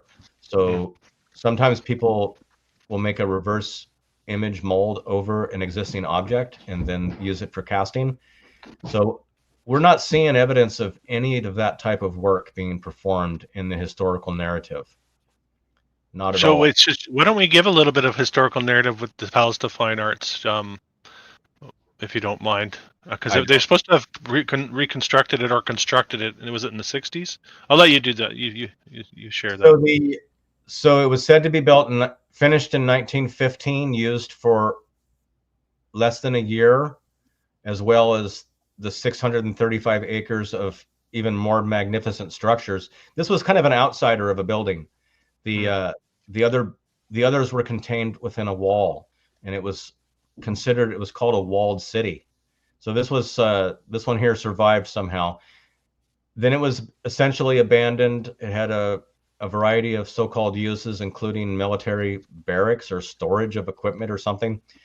Then they determined that they wanted to rebuild it out of concrete with private funds, exact scale replica. So they're saying that they're giving us the old Lath and Staff story for the original construction. Is that correct? The one we get with all the World's Fairs? In this building, you get both. So okay, interesting. When your initial research will turn up that this is a temporary building made of staff, plaster. The Periscope newsreel footage even goes so far to say chicken wire. Right. Not the same thing. So this 162-foot building, tall, massive self-supporting rotunda with sculptures and incredible decorations, plaster. So it sits until 1964, when they say that they tore all of it down, started from scratch, and rebuilt a perfect scale replica out of concrete this time. And that's what's there. It's the same narrative as the mini Parthenon. I shouldn't say mini Parthenon. It's a scale replica in Tennessee. Tennessee, yeah. You know about the Tennessee Parthenon? Absolutely, yeah. Yeah, and I was going to say too, most of the World's Fairs I've looked at, it seems to be the fine arts building that survives down through time or gets rebuilt. The narrative repeats itself where in a lot of places. Yeah. So looking at this section of property, the Tower of Jewels building would have been somewhere around here. The walls would have gone around the entire perimeter, and then many, many amazing dome structures would exist. Mm-hmm. So I'm going to chat about Alcatraz for a moment, and then we'll move on to a couple of the other ones I touched on, and I think we're going to keep our time right where we had thought we would. I'm just going to, before you move on, I just want to show, because you're just talking about a visual on the San Francisco. So let me just give, this is a drawing, but at least you get the idea. Here, just on the edge of this picture would be the Palace of Fine Arts, and then this whole complex is what we were just talking about. Go ahead and zoom in while you've got that, and look at that white building, bottom screen left, that has the that one there. Oh, and yeah. Then is that the mini Parthenon over there in the even lower with the brown roof? Yeah, these are the two buildings we just looked at, actually. So those could I would say, because I was looking at the four kind of domes on the corner at that one I pointed out, and then I think this is what you saw. I think was a skeleton of this. I don't think the roof was intact in that photograph you showed. So whatever valuables would have been stripped off. It's very interesting. Keep that photo up. The color rendering is correct. So they did have outstanding colors that were used. It's described in some of the earlier print media.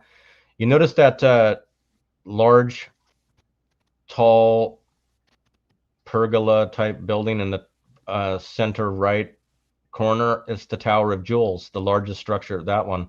Mm-hmm. That's also declared in the print media to be built of concrete and steel. And it was also said to be overlaid with tens of thousands of specially cut glass. So when the electrical lights were shined, it would be brilliant and visible from all over. Take a look at the size of the walls compared to the size of the trees, compared to the size of the people walking on the sidewalk near the water. The little tiny shadows of people. So this is a declared 2-year build, including the movement of, I believe I read, up to 80-foot tall mature eucalyptus trees installed. Wow, they moved them and installed them into the fairgrounds at 80 feet tall. That's correct. Is there's what they're trying to tell. There's a very interesting archived brochure of the fairgrounds. It gives a lot of logistical details. It says that there's 70 million board feet of lumber. So that's going to be dimensional lumber, not logs. So we've got 70 million. So that, again, is an incredible amount. They were still using animals to move their products around at this time period. Yeah, so it's a fascinating location. It's a shame that it was destroyed, like all the rest of them. I think something greater was taken from us. Of course, yeah. I think we're hot on the trail here. So now I'm going to destroy climate change narrative in one sentence. This 1800s photograph shows the current tide level of modern day San Francisco water. And that would be the end of the story. So this is an analog tide meter that has a floating buoy, and as the water level of San Francisco Bay, which is under tidal control, raises or lowers, it would have a visible gauge that could be seen from a boat, and you could actually keep track of the tide. These are the limits of today's tides. It does not go below -2, and it does not go above 8 feet. The so-called king tides are near 8 feet. And according to the 20-year ferry pilot, I asked him, when does the water come over the Embarcadero here? Because people get all crazy when the king tides come. The water splashes up and they're like, it's climate change again. No, this guy said the only time the water comes out of the bay is during storms. It has to be storming and during the king tides. So when the meter is up to here, that's up near the waterfront at the ferry building. And like I said, the water doesn't go below here. So nothing's changed. You can look at current photos of Alcatraz and nothing's changed. This has been removed. I'm wondering why. Don't want to show the obvious. This is historical photos of Alcatraz during the Civil War era when it was said to be occupied by troops. That is an enormous amount of cannonballs, and that's an enormous amount of manipulation. And that guy looks like he's from They Live. Look at this guy here. That guy looks like a cartoon character. So I don't know what to make. AI creation. They can't do faces very well, right? AI photographs. Faces and hands and postures and shadows. But these, none of these guys are going to stack that cannonball up there. And if you try to pull that off, you'll kill yourself. Yeah. I think it'll fall. You'll be destroyed. So this is all just pretty phony. But it was a brick citadel prior to becoming a prison. Citadel is a much larger version of a fortress. And I learned something very interesting. I think it was maybe Lucius channel. He was covering the Kremlin. And Kremlin, from my understanding, is the Russian word for citadel. Oh, interesting. Citadel, right? It's the same. So here's another photo. So these guys are playing some tennis at Alcatraz. Oh, yeah. And they're sitting on cannonballs that probably weigh, 1,000 pounds? 1,000 pounds? Oh, yeah. But this is, at this time, this is all granite detail. in each of, so it takes on similar construction to Fort Point, also in the same era. After it would become a prison, there was a tremendous amount of concrete overlay and reconstruction, but the complicated barrel vaults and passageways still remain underground, and if you pay them, they'll let you look. Interesting. So this is again, pre-prison, or no, maybe not. This is a more modern. So they've added the guard tower, got a lot of other structures. I believe this lighthouse may be one of the first, if not the first, on the West Coast. Not 100%, but it's right up there with an Fresnel lens. Okay, we are back at Battery Cavalo, where I had shown the 1,000-foot long earthwork, terraformed, geometric third system fort. So this is an aerial photo that's said to be in the 1920s. So you'll see there's no foliage. The structure is well defined. There's brick tunnels that go through all of these places, and these are all walls.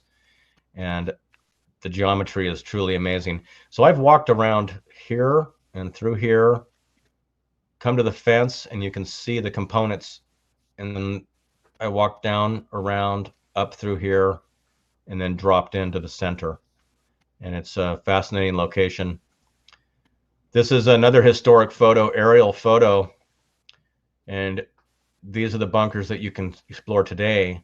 And here you can see the terraforming and terracing of the structure built into the cliffs in the 1870s of brick. So tremendous, unrecorded.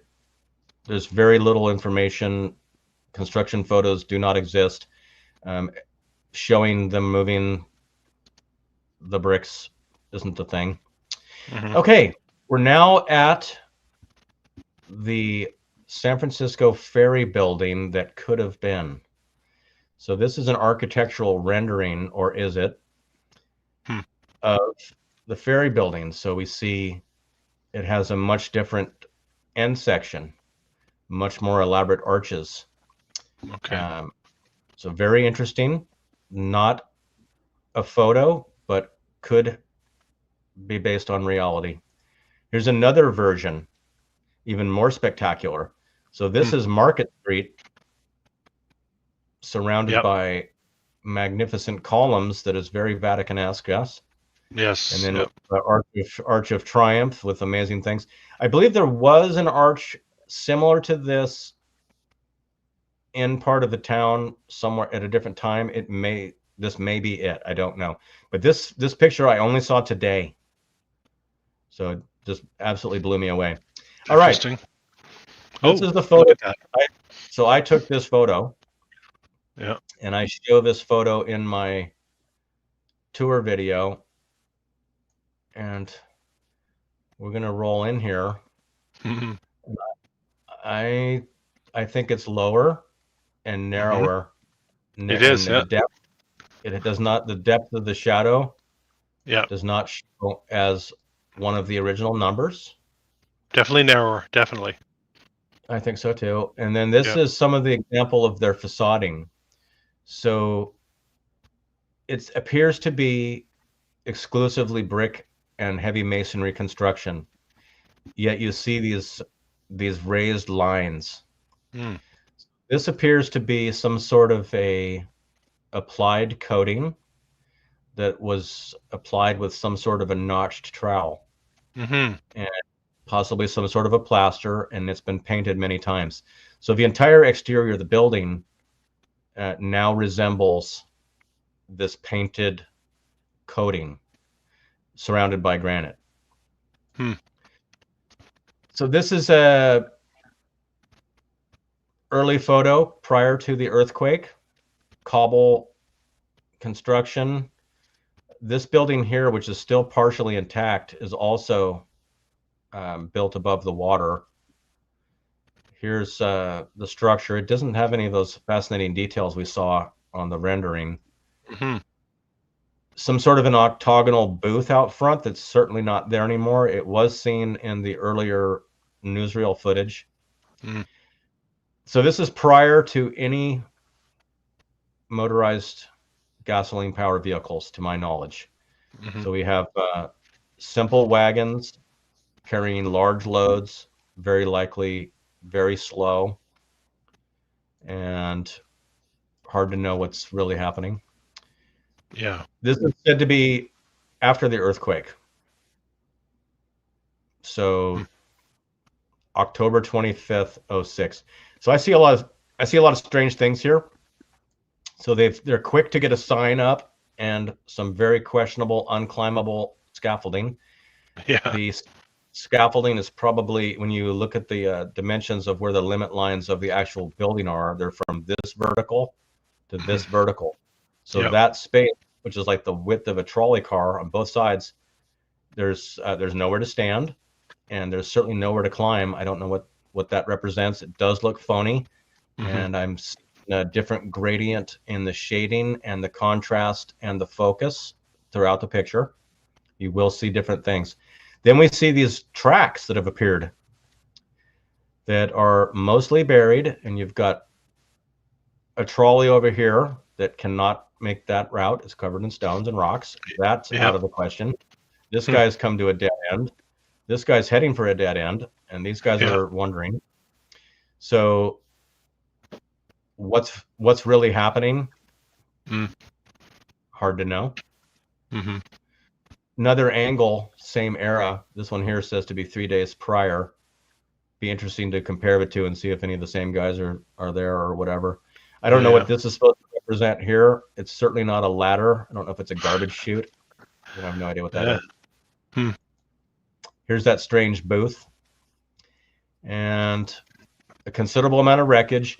But the fact that the structure held up so well on declared landfill. This is some of the worst areas that can be built upon. In fact, for those of you that have studied or know about the 1989 Loma Prieta earthquake, which actually happened on October 17th of 89, this building, once again, undamaged. Palace of Fine Arts, also undamaged. There was a huge concrete double-decker engineered freeway system that went in front of this building along the Embarcadero coming off the Bay Bridge into downtown San Francisco. That collapsed and killed people. So this building, fine. Palace of Fine Arts, built in a swamp by privateers, also fine. The infrastructure built by the state, first test fell apart, killed people, pancaked. Yeah. The cipher structure is what it's referred to as. So here's another picture of the era. So now the scaffolding's down, but the place is still a mess. So the pictures jump back and forth, and sometimes pictures will undo what we've seen in another picture. Okay, we're now moving to Fort Point, or what I like to call Star Fort Point. So this is a early construction. One tower is constructed with the twiggy cranes, never lifting anything. Right here. Same style. But then this picture at first glance, sort of interesting, but let's dive in. What's over here? Why is there this mutilated brick wall? Yeah. Wow, it's huge. And then it's there's structure down here too. They didn't just pour that. Interesting. That's not the foundation for the Golden Gate Bridge right there. There's a bunch of crap. So very old, very few workers, not a single person, no people.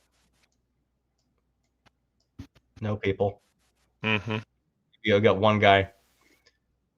Oh, This is a supervisor. It's after the shift. He's going to check up on everybody. Everybody else is somewhere else, but they're still here though. Still here, but they're somewhere else. So very interesting. This is the aerial shot to show the location. So rather difficult location to get to. You have to go around this lower front. I'm not seeing the approach infrastructure cut into place and staged materials that would be required to build that. I don't see that. I also don't see a really nice approach to get to this building site. There's a very small, narrow little access road that runs out down at the bottom, and I don't see any materials on hand or trucks. What's the timeline on the Golden Gate Bridge? When did they say that was built? 1934 through 38, 37, 30. Okay. It's a 3.5 year build supposedly, and all prefabricated. Amazing, quite incredible. But I'm just not seeing I'm not seeing what looks like a job site of that caliber here. Yeah, the size, yeah, for sure. But I do see a lot of bunkers. Looks very grown over, right? Doesn't look. You think a lot of it would be freshly turned over. And this area here, this is the brick structure that makes up the fortresses that are completely underneath here, which is currently covered. So when we came walking down the hill and saw that brick ruin, that's at the base of this space. So here is them preparing to build the wharf so they can build the pylon to support the tower. So we've got Pacific Bridge Company, and these guys are messy. This is a big mess. Hanging right over the edge. I mean, here, this is supposed to be the route to bring stuff out, and everything's, it's a disaster. Disaster. Notice the top of the batteries on top of Fort Point. These individual components are the same that we've seen at Fort Jefferson or any of the other sites. There used to be a building apparently underneath, on top of that end spoke, and they do have some structures built over the battery components now. I've seen extreme damage there, and actually was down in this section right here, which has batteries just like it. And I used a voltmeter, and I was able to get a signal, very small, but I got a signal off the battery top. They look like battery tops. Now notice as we look at the megalithic wall. So this wall is still in place, and it has, and you can even see it, and this resolution actually allows you to see it. So it's 1, 2, 3 with a keystone, 1, 2 keystone, 1, 2, 3, 1, 1, 2, 1. It just repeats all throughout all the courses. This is machine cut granite. The foundation, as I had mentioned, is always below sea level. So we're not, it's you're not going to build a seawall before you build your seawall with these kind of tides. And the water, remember, up and down 8 feet a day at the highest points. But the most amazing part that I found inside these blocks is that they're not separated by mortar. They're separated by metal, and it appears to be lead. Like a mortar type of layer between them of lead, like a liquid? Is that what you mean? Or a locking joint? It looks like sheets of metal were placed between all the courses, and you can see it repeating throughout. Very interesting. So here is the location where I was standing overlooking the Golden Gate Bridge, which was called Battery Spencer, which is said to have been built in 1897. I see no evidence that it's there at all, but I do see something down here that looks like something. Looks like a structure. Yeah. There's an amazing lighthouse here, which shows evidence of heat damaged bricks. Very difficult to get to. But these all these fortresses in here are all between Civil War and Cold War, and they're all abandoned, and they're mostly covered, welded shut, and unavailable. and there's a massive underground, and there's a lot of urban explorers that'll take you in, and including massive supplies of surplus gas masks and shovels. Gas masks and shovels, just pallet after, just everywhere, brand new. So I don't know what in the world they were expecting, but that's weird. So this is a probably a 40s or 50s shot, judging by the cars. You can see the tremendous seawall and how it goes back around. So this is the pylon and anchor points for the Golden Gate Bridge, and they are built inside the granite wall around the adjoining Star Fort. So each one of these plugs was said to have held a cannon. It's my understanding they never fired a single cannon here. The fort was abandoned before use. It was built by 100 unemployed gold miners. That's unemployed gold miners are master masons now, and they can build it. They built it when no one was looking. They raised San Francisco too back in the 1850s. They did the same thing they did to Chicago, we're told. Such crap. I think it was burnt down like 5 or 6 times too. That's right. So truly amazing, but you can clearly see that there's more underground. And over here at this entrance, today you actually have to walk down a ramp to get in. And it's said that there are underwater cisterns throughout. The bottom layer on the interior, these are all large megalithic cut granite, and these are the octagonal spiral staircases. Yeah, why not? There's 3 of them. There's one here, and one here. Gold miners did that?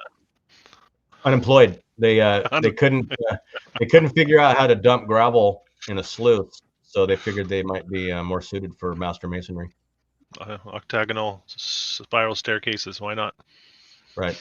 And to top it off, and if you go down here today, you can chat with whatever rangers on duty, and these guys will tell you all the granite came from China, including the seawall. That's crazy. They just ordered it. They just showed up. We ordered it. It's fine. Catalog or? I think it was a one-off, so it took an extra 2 or 3 days to make. So not a big deal. But fascinating Art Deco detail in the bridge as well. From my trip there, I've noticed they're not maintaining the bridge very well, and there's a lot of horrific rust down below, and there's a lot of scaling, and they're not keeping up with just the regular painting like they had once used to, covered in rust. Interesting. This is the backside of Fort Point from the water before that heavy brick wall that I showed you was opened up. So this is all extreme brick structure around the base perimeter of the fort. And here you can see not only a multi-course megalithic polygonal granite seawall, but it clearly has a concave surface to resist water break. You can clearly see that is the case. So they had to shape those stones to have that angle. Correct. And the foundation's below sea level. You can walk down here, and I plan to do it. And it's it doesn't make any sense. It's 1,800 feet long. And do you think they pre-shaped those in China, or do you think that shaping was done on site? I don't even know. It's machine. So the machine tool marks are clearly seen all throughout. These were cut on a saw 30 years before power tools. Crazy. And the pieces repeat, and the big blocks are about 8 feet long, and like I said, they weigh about 6,500 pounds each. And this is plumbing. That's a large cast iron pipe coming out of there, and there's a couple more on the other side. So here's another view of it, so you can see the size of these blocks. And here's the bricks once again. So this is probably in the 20s. So Could you zoom a little more on the wall? Could you zoom a little bit closer on that wall? Sure. Yeah. Let's see the butt end of it. Yeah, go to the right a little bit. Yeah, right there. Nice. Size of those blocks, just huge. Wow. So all brought into place. But the Alcatraz has a tremendous amount of granite as well, and the ranges over there also say China, same. So everything is coming from China, in the bottom of boats for ballast without the Panama Canal. This gives us an idea of the bunker system that was in place before the bridge came. So these are very complicated wall elements with more of these so-called battery tops. Whether or not those are real cannonballs or not, there's no cannons here. I don't know why you have cannonballs nearby. Finding legitimate pictures with cannons, there's a few, but there's some. Look at this guy. Where's Waldo? This guy's hanging out. See the man? Yeah. Yeah, I wouldn't have known that was a person. He's got a beard like you. Actually, he looks more Assyrian though. Yeah, it's a bit longer. It looks like a meme. Right. It looks like that meme face. Yeah. right. Giga Chad. Yeah. So, here's another picture, which has a little bit of model work looking to it. It kind of has that. What would it look like if you took a picture of a nice train set diorama? So we've got this amazing structure of brick and granite, and we've got a shack kind of attached to it, and the cannons are outside discarded. Oh yeah, it's no way to treat your cannons. No, poor cannons. This place is foggy salt air. You know, you've got nice cannons. So I'm not sure what to make of this. It kind of has the so-called tilt shift effect to create the foreground background, typically used when making miniatures appear real. Tilt shift photography method. Tilt shift. Interesting. Here is a picture of the troops, and if you look carefully, the cannons are outside behind the guy. Yeah. Here's your granite entryway. Now, there appears to be some shade detail up on the top areas, but none of these men cast a shadow. Not one. Very bright, no shadows. Very interesting looking. So date unknown. This is a very good image as it shows how large this wall really is. Yeah. So it comes around from where we were on the other side, all the way around this direction, has an incredible corner. Each of the corner pieces are individually cut for the angle. Unbelievable. So they come in and make contact with specialty courses, both inside and outsides. And this continues well into the marina area until it's pretty much obscured and covered with concrete now. But I believe it goes a lot further. So here is some of the rubble. Here's the size of the wall. Once again, lighthouse on top. Taking a picture of a picture guy. Yeah, yeah.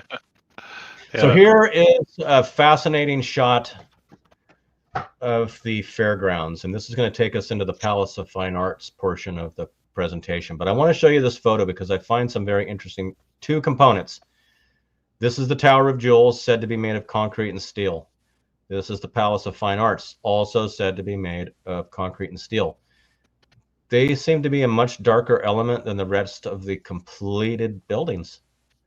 These are finished domes with shiny exterior, taking a hot spot. That could have been fine ceramic tile. Yeah, yeah. This is the walled city. You can't see. This is a giant entryway, and the trees are almost as tall. And I'm struggling to find any people.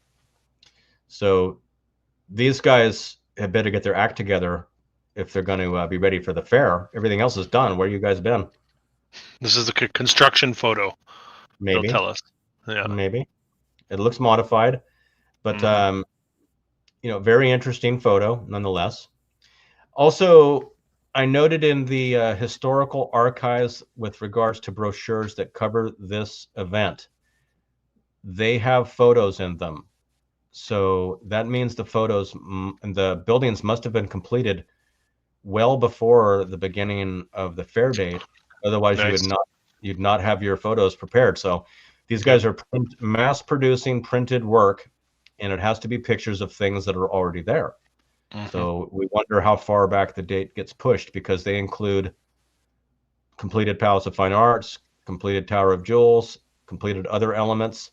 I recommend looking at that archived document. It's very comprehensive. I posted it in one of my posts, and John Levi touched on it briefly in one of his videos as well. Mm. So this is the same location, different vantage point, except now we see the Tower of Jewels is completely built, and so is the Palace of Fine Arts. So it goes from, it has to be a very, very close era. We've only got 2 years to build it all. Yeah. So this is fully constructed, covered in brilliant reflective glass. And then we have, if those are people, that's it's big. That's 100 feet tall, because we know that this is 162 feet tall. We know that. We could draw that line across. That's a really large wall, and those are really big trees. Yeah, just the punch list on the agricultural and landscaping elements of this fair, as shown in the archive PDF, is ridiculous. The amount of acres and the amount of plants. So we're going to get a look inside the rotunda of the Palace of Fine Arts. So there were a lot of statuary, and there were a lot of murals, and all of this very complicated script scroll work, 3-dimensional. Everything it all looks exactly the same now. Yeah. There's no difference in these elements. So they copied it perfect to perfection, is what you're saying. If we're going to believe the story. Yes, including all the details that can't be seen until the modern day when people get drones or zoom lenses. Yeah. So we've got elements that are impossible to see up in the highest places, back out of the way. Reminds me very much of, if you're familiar with Praveen Mohan channel, who explores Indian things, Indian ruins. Praveen, you're aware of him? No. His channel?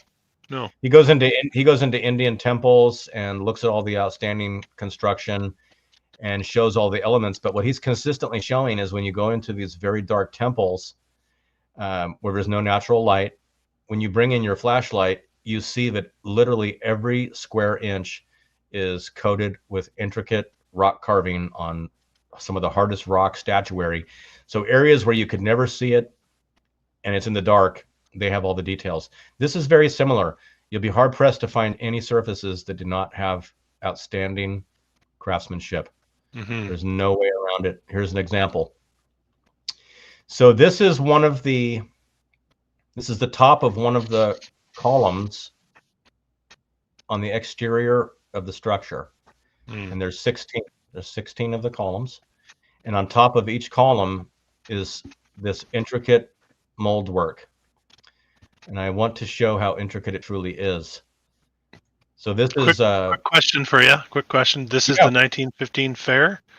This is the comment. Let's just clarify one more time what we're looking at here.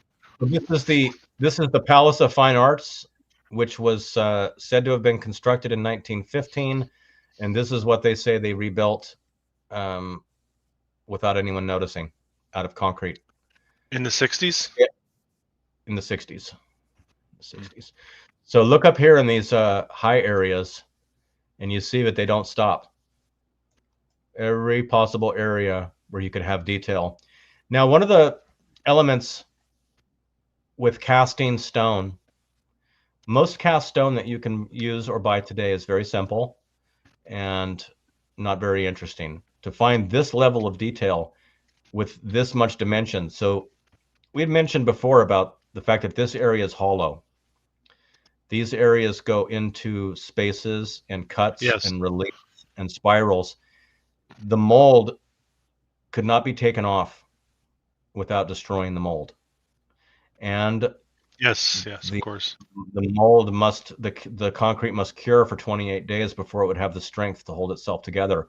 and you have to be able to assemble these molds so they can self-support the wet concrete before it hardens. And these are not only decorative, these are structural. These hold up. Yeah. These hold up the massive rotunda. Now this is this face is repeated on every single one. There's 3 on both sides. Yeah, yeah. Now this, if you're familiar with, is it Hidden History? Hidden Truth, channel? Hidden Truth. Yeah, I Yeah, believe so that's we're seeing the acanthus plants mm-hmm. once again, and that's a very interesting and complicated subject in itself. Mm-hmm. So this is, I took this picture from the information board at the grounds. So when you come to visit the Palace of Fine Arts, this is what they did. This is what they will tell you. Mules dredged the lagoon. So we're gonna build. So we're gonna build this place, and in a swamp. The whole place is swamp. Forget just the Palace of Fine Arts. You saw the earlier picture. The entire grounds are swamp.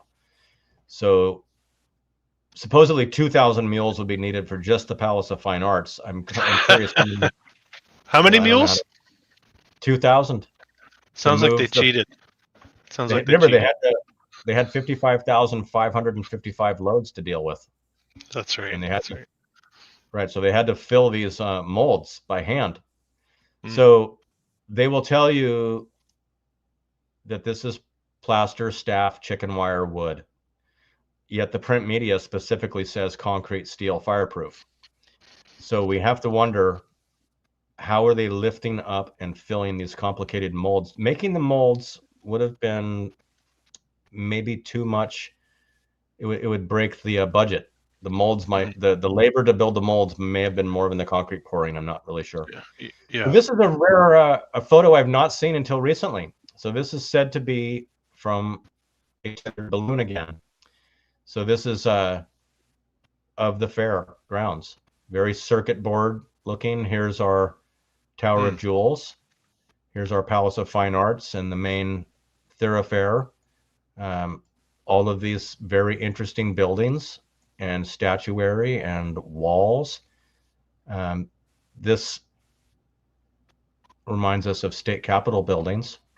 Very intricate, very strange.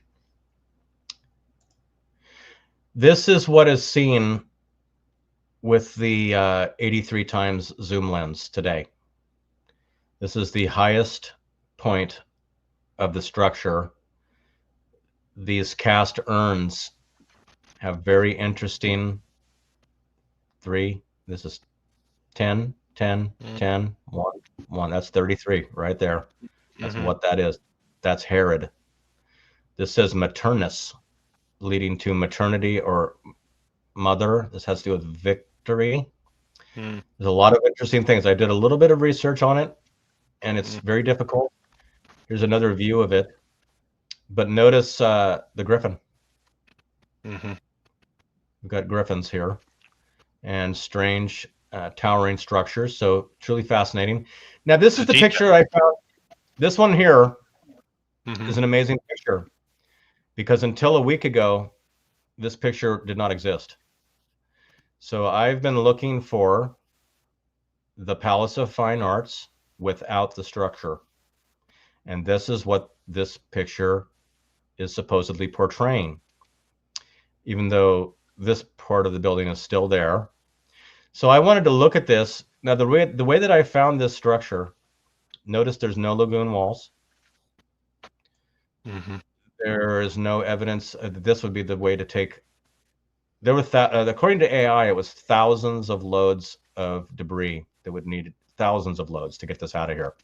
I'm not quite sure I like the picture. It's the analysis is, I haven't spent a lot of time. I don't see people walking around anywhere. I do not see a stop sign or road paint.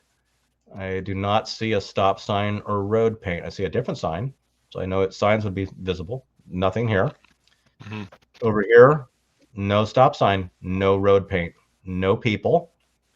So I'm highly suspicious of that. And then we're also getting into the varying degrees of gradient and focus.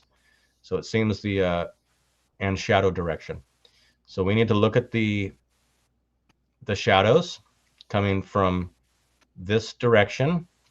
This is approximately north. So it's coming towards the end of the day. It's late afternoon. We're getting a lot of shadow coming through the building and out into the arc in more than one direction. And there's one truck here. Very suspicious. I'm not sure what to make of it, but there should be, given that, so this is what I was asking AI, and it agreed that there were no pictures. And why aren't there pictures? Because anyone that lived in any of these neighborhoods could take pictures out of their house every day and watch progress and have photos. Anyone in the can 60s, come right? In the 60s. Exactly. Yeah, there's do me a favor and pull up a photo. Just type in Janis Joplin Porsche. And you're going to see you'll see the psychedelic Porsche taken in front of the Palace of Fine Arts from one of these streets in either late 1967 or 68. The building's already built, the trees are already mature, and the patina is already visible. Go ahead and show that off. So that's supposed to be 3 years after this photo. And I find absolutely zero photos from ground level of any demolition pile, any debris moving out, any materials coming in. And remember, it's estimated there would be 12,000 cement trucks required to re-pour this one-to-one rendition. So we would have, I would believe, no shortage in color of this construction photo from residents and the public and the media. And there'd be aerial photos, because I showed you aerial photos from before the bridge was built and it was here. It's not a problem. This is, after years of searching, this showed up on a history Facebook page, and there was a guy popping in that wanted to really get behind the narrative, and he somehow managed to pull this picture up. When I did a reverse image search up on Google, I find nothing. This is not in the archives, so very questionable. Here is a contemporary photo of the era. This is Crissy Field when it was used as an airfield. This is the highway leading to the Golden Gate Bridge, and these are cars from the 70s. And so are these. And that's the Palace of Fine Arts standing from this vantage point. So either they tore it down the next day, and but I don't think so. So here's another aerial photo, just getting an idea of what's involved. So if you're going to stand a crane right here, and there's no room. No, there's no room. Where are you bringing out the trucks to? Where are you going to do that? And then anyone, I mean, think about this. If you're on the demolition crew and it's your job, we're going to fill the pond for a while first. We're going to make some access. This is insane. There's no reason to punish yourself. And you can see in this photo, the granite cut perimeter lagoon walls are clearly visible. All the modern shots, I believe, likely in your shot that you were showing, this is all fantastic. Yeah, you can see it. You can see it, and if you zoom in along there, you will see the walls below the columns. You'll see the stones. But look at the condition of the building. Yeah. So very interesting. Right. Yep. Now we're going to wrap up with a little Sutro bath. Which is what this sucked me into your work, Kyros. Just wanted to say too, your Sutro work is what really drew me into your channel when you started doing some of the work in that area. So appreciate big props on that. Thank you. So the area where I've done my walking exploration, this is Sutro Heights. This is Sutro Bluff. cliff house. These are the bath structures and some of the heating structures for heating the water. So supposedly they're building a large swimming pool, and they're using seawater, and apparently it was very popular. But there's a lot of tunneling and excavation. There's a lot of walls. There's a lot of destruction. You can walk through here now, and there's still water running through here. You can hear it running. You can hear it running below. The ponds are gone, but it's interesting. The northern end of this, and this is Point Lobos, by the way. So I mentioned 1049 Point Lobos. That's here. Mm-hmm. So you will start to see that there are older structures in this area, which now has nothing. Then you can see the castellated elements of the wall, which was covered in statues. There's a large structure here. There's some bunker elements that are here. And then obviously a large castle-like building. And they were working on a lot of infrastructure to bring in streetcars and services. And this, I believe, is that might be the historical Ferris wheel that you've seen in some of the pictures. So they were doing a lot. Now this is a dirt road, and you can see the appearance of the dirt road in this picture, and it's not real clear. This is the area where I've been examining and finding the bricks that are currently there. In this picture here, we'll see the difference. Oh, wow. This looks different. So this is 1951, and we're seeing that there's tremendous evidence of structure. Oh, wow. Yeah. Turreted.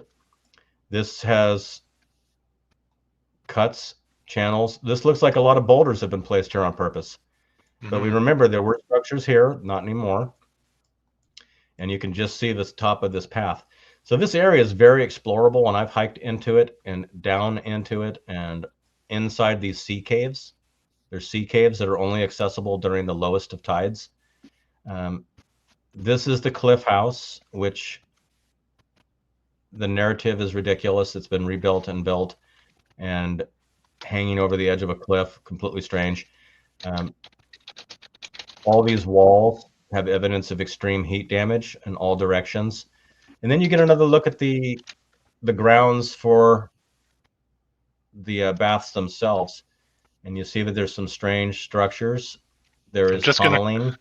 Just quickly, I'm just going to show the cliff house, just so people know if you're not familiar with what the cliff house is. That's the. Make sure you show the one with it burning down too. Show the one with it burning down too. I don't know if I can get that, but I wanted people to see that just so they know what you're talking about, in case they don't know. It's one of the most notorious. So we're looking at large structures built in the late 1890s to entertain the public. Now, Adolf Sutro, who the property is named after, made his fortune in mining, and then would come to San Francisco and become the mayor. So we have to realize his house was on top of here. So he lives here. This is his property, and this is his area, and this is his property. So people are suggesting that this is just a dump site. That's why the bricks are here. So these are just, so why would Adolf Sutro dump garbage off of his own property onto his own property and have to look at it? Yeah. Well, I don't think no one would ever do that. I would never do that. No. But you notice the terracing is very clear and evident. This stairway here is all brick and still intact for the most part. This opening, which is a tunnel which goes through and into, has been closed permanently. And this area here, which goes through, has also been blocked. I was able to show a good amount of that. I have a complete Sutro playlist that touches on most of these. This is an early photo from the bluff, of the heights rather. This would be on the property and grounds and gardens up above the land. And you notice this is just obvious. Why do we need griffins? We've got this strange horned character. Yeah, like a green man almost. How about these ears? This guy looks like a pan or a Pan, I was thinking, yeah. You know, like a centaur head or something, but very Yep. It's not someone you'd want to run into. Let's just put it that way. So these elements are found all throughout the city, and I'm hoping that this was a good example. Yeah. I'll quickly show too the interior. This is just a drawing, but the inside of those baths. Interested in San Francisco. Yeah. Yeah, if you can show. So that's the end of my presentation, and I'm happy to take a few questions and wrap it up with you. Okay. Well, does anyone have any questions in particular? I really appreciate this tour. Really giving me a solid framework of the area with this presentation. Come visit. I will. I'll bring the kids too. I'm about to buy a Suburban, so road trip. As soon as you become part of the country, just come on down here. We'll be there soon enough. Soon enough, we'll be there. All right. Yeah. All right. Yeah. No, this was awesome. Just looking in the chat here, I think people have been just sort of riding along with us, and I think enjoying the journey, bringing a lot of juice to the table. So I appreciate you joining me here and presenting this on my channel. So, is any other questions? It's interesting because most of these structures I showed were said to be built in impossible timelines, with small populations and very difficult delivering materials, sourcing materials, and apparently all the materials were the highest quality. Mm-hmm. The China thing really gets me. The granite blocks. I know John. He does kind of walk you through, John Levi in his book, the construction of that wall, the seawall, and a fort. And it's just, I was laughing when I'm reading it, just like I'm laughing as you're presenting it, right? So, and that's a big part of what I do on my channel. Is all I'm trying to do is poke holes in the narrative, just to show how absurd what we're being told is. And conclusions, we can all come to our own conclusions, but I think one thing we can say for sure is that what we're being told is not the truth. So, okay, guys, thank you for joining me and Kyros, of course. And next week we got Edio from Edio Knows, who likes to interface with the AI. Yeah, he's doing some cool work. He's the master. Yeah, so it should be interesting. I watched a few of his presentations, and he knows how to corner a bot like nobody else. I know, right? There's something with the way that you almost feel bad for the bot. I like it when the bot apologizes. And that's pretty funny. Oh wow, I didn't realize that I was lying to you. Sorry about that. Exactly. So that should be fun. So tune in for that next Tuesday, and thanks again, Kyros, for being here. I'm going to call it a night. Thank you very much. This has been an old world exploration. If you're new to the channel, don't forget to subscribe, hit the thumbs up button, and comment. I believe we are in the process of remembering who we really are and casting off the shackles of illusion. Until next time.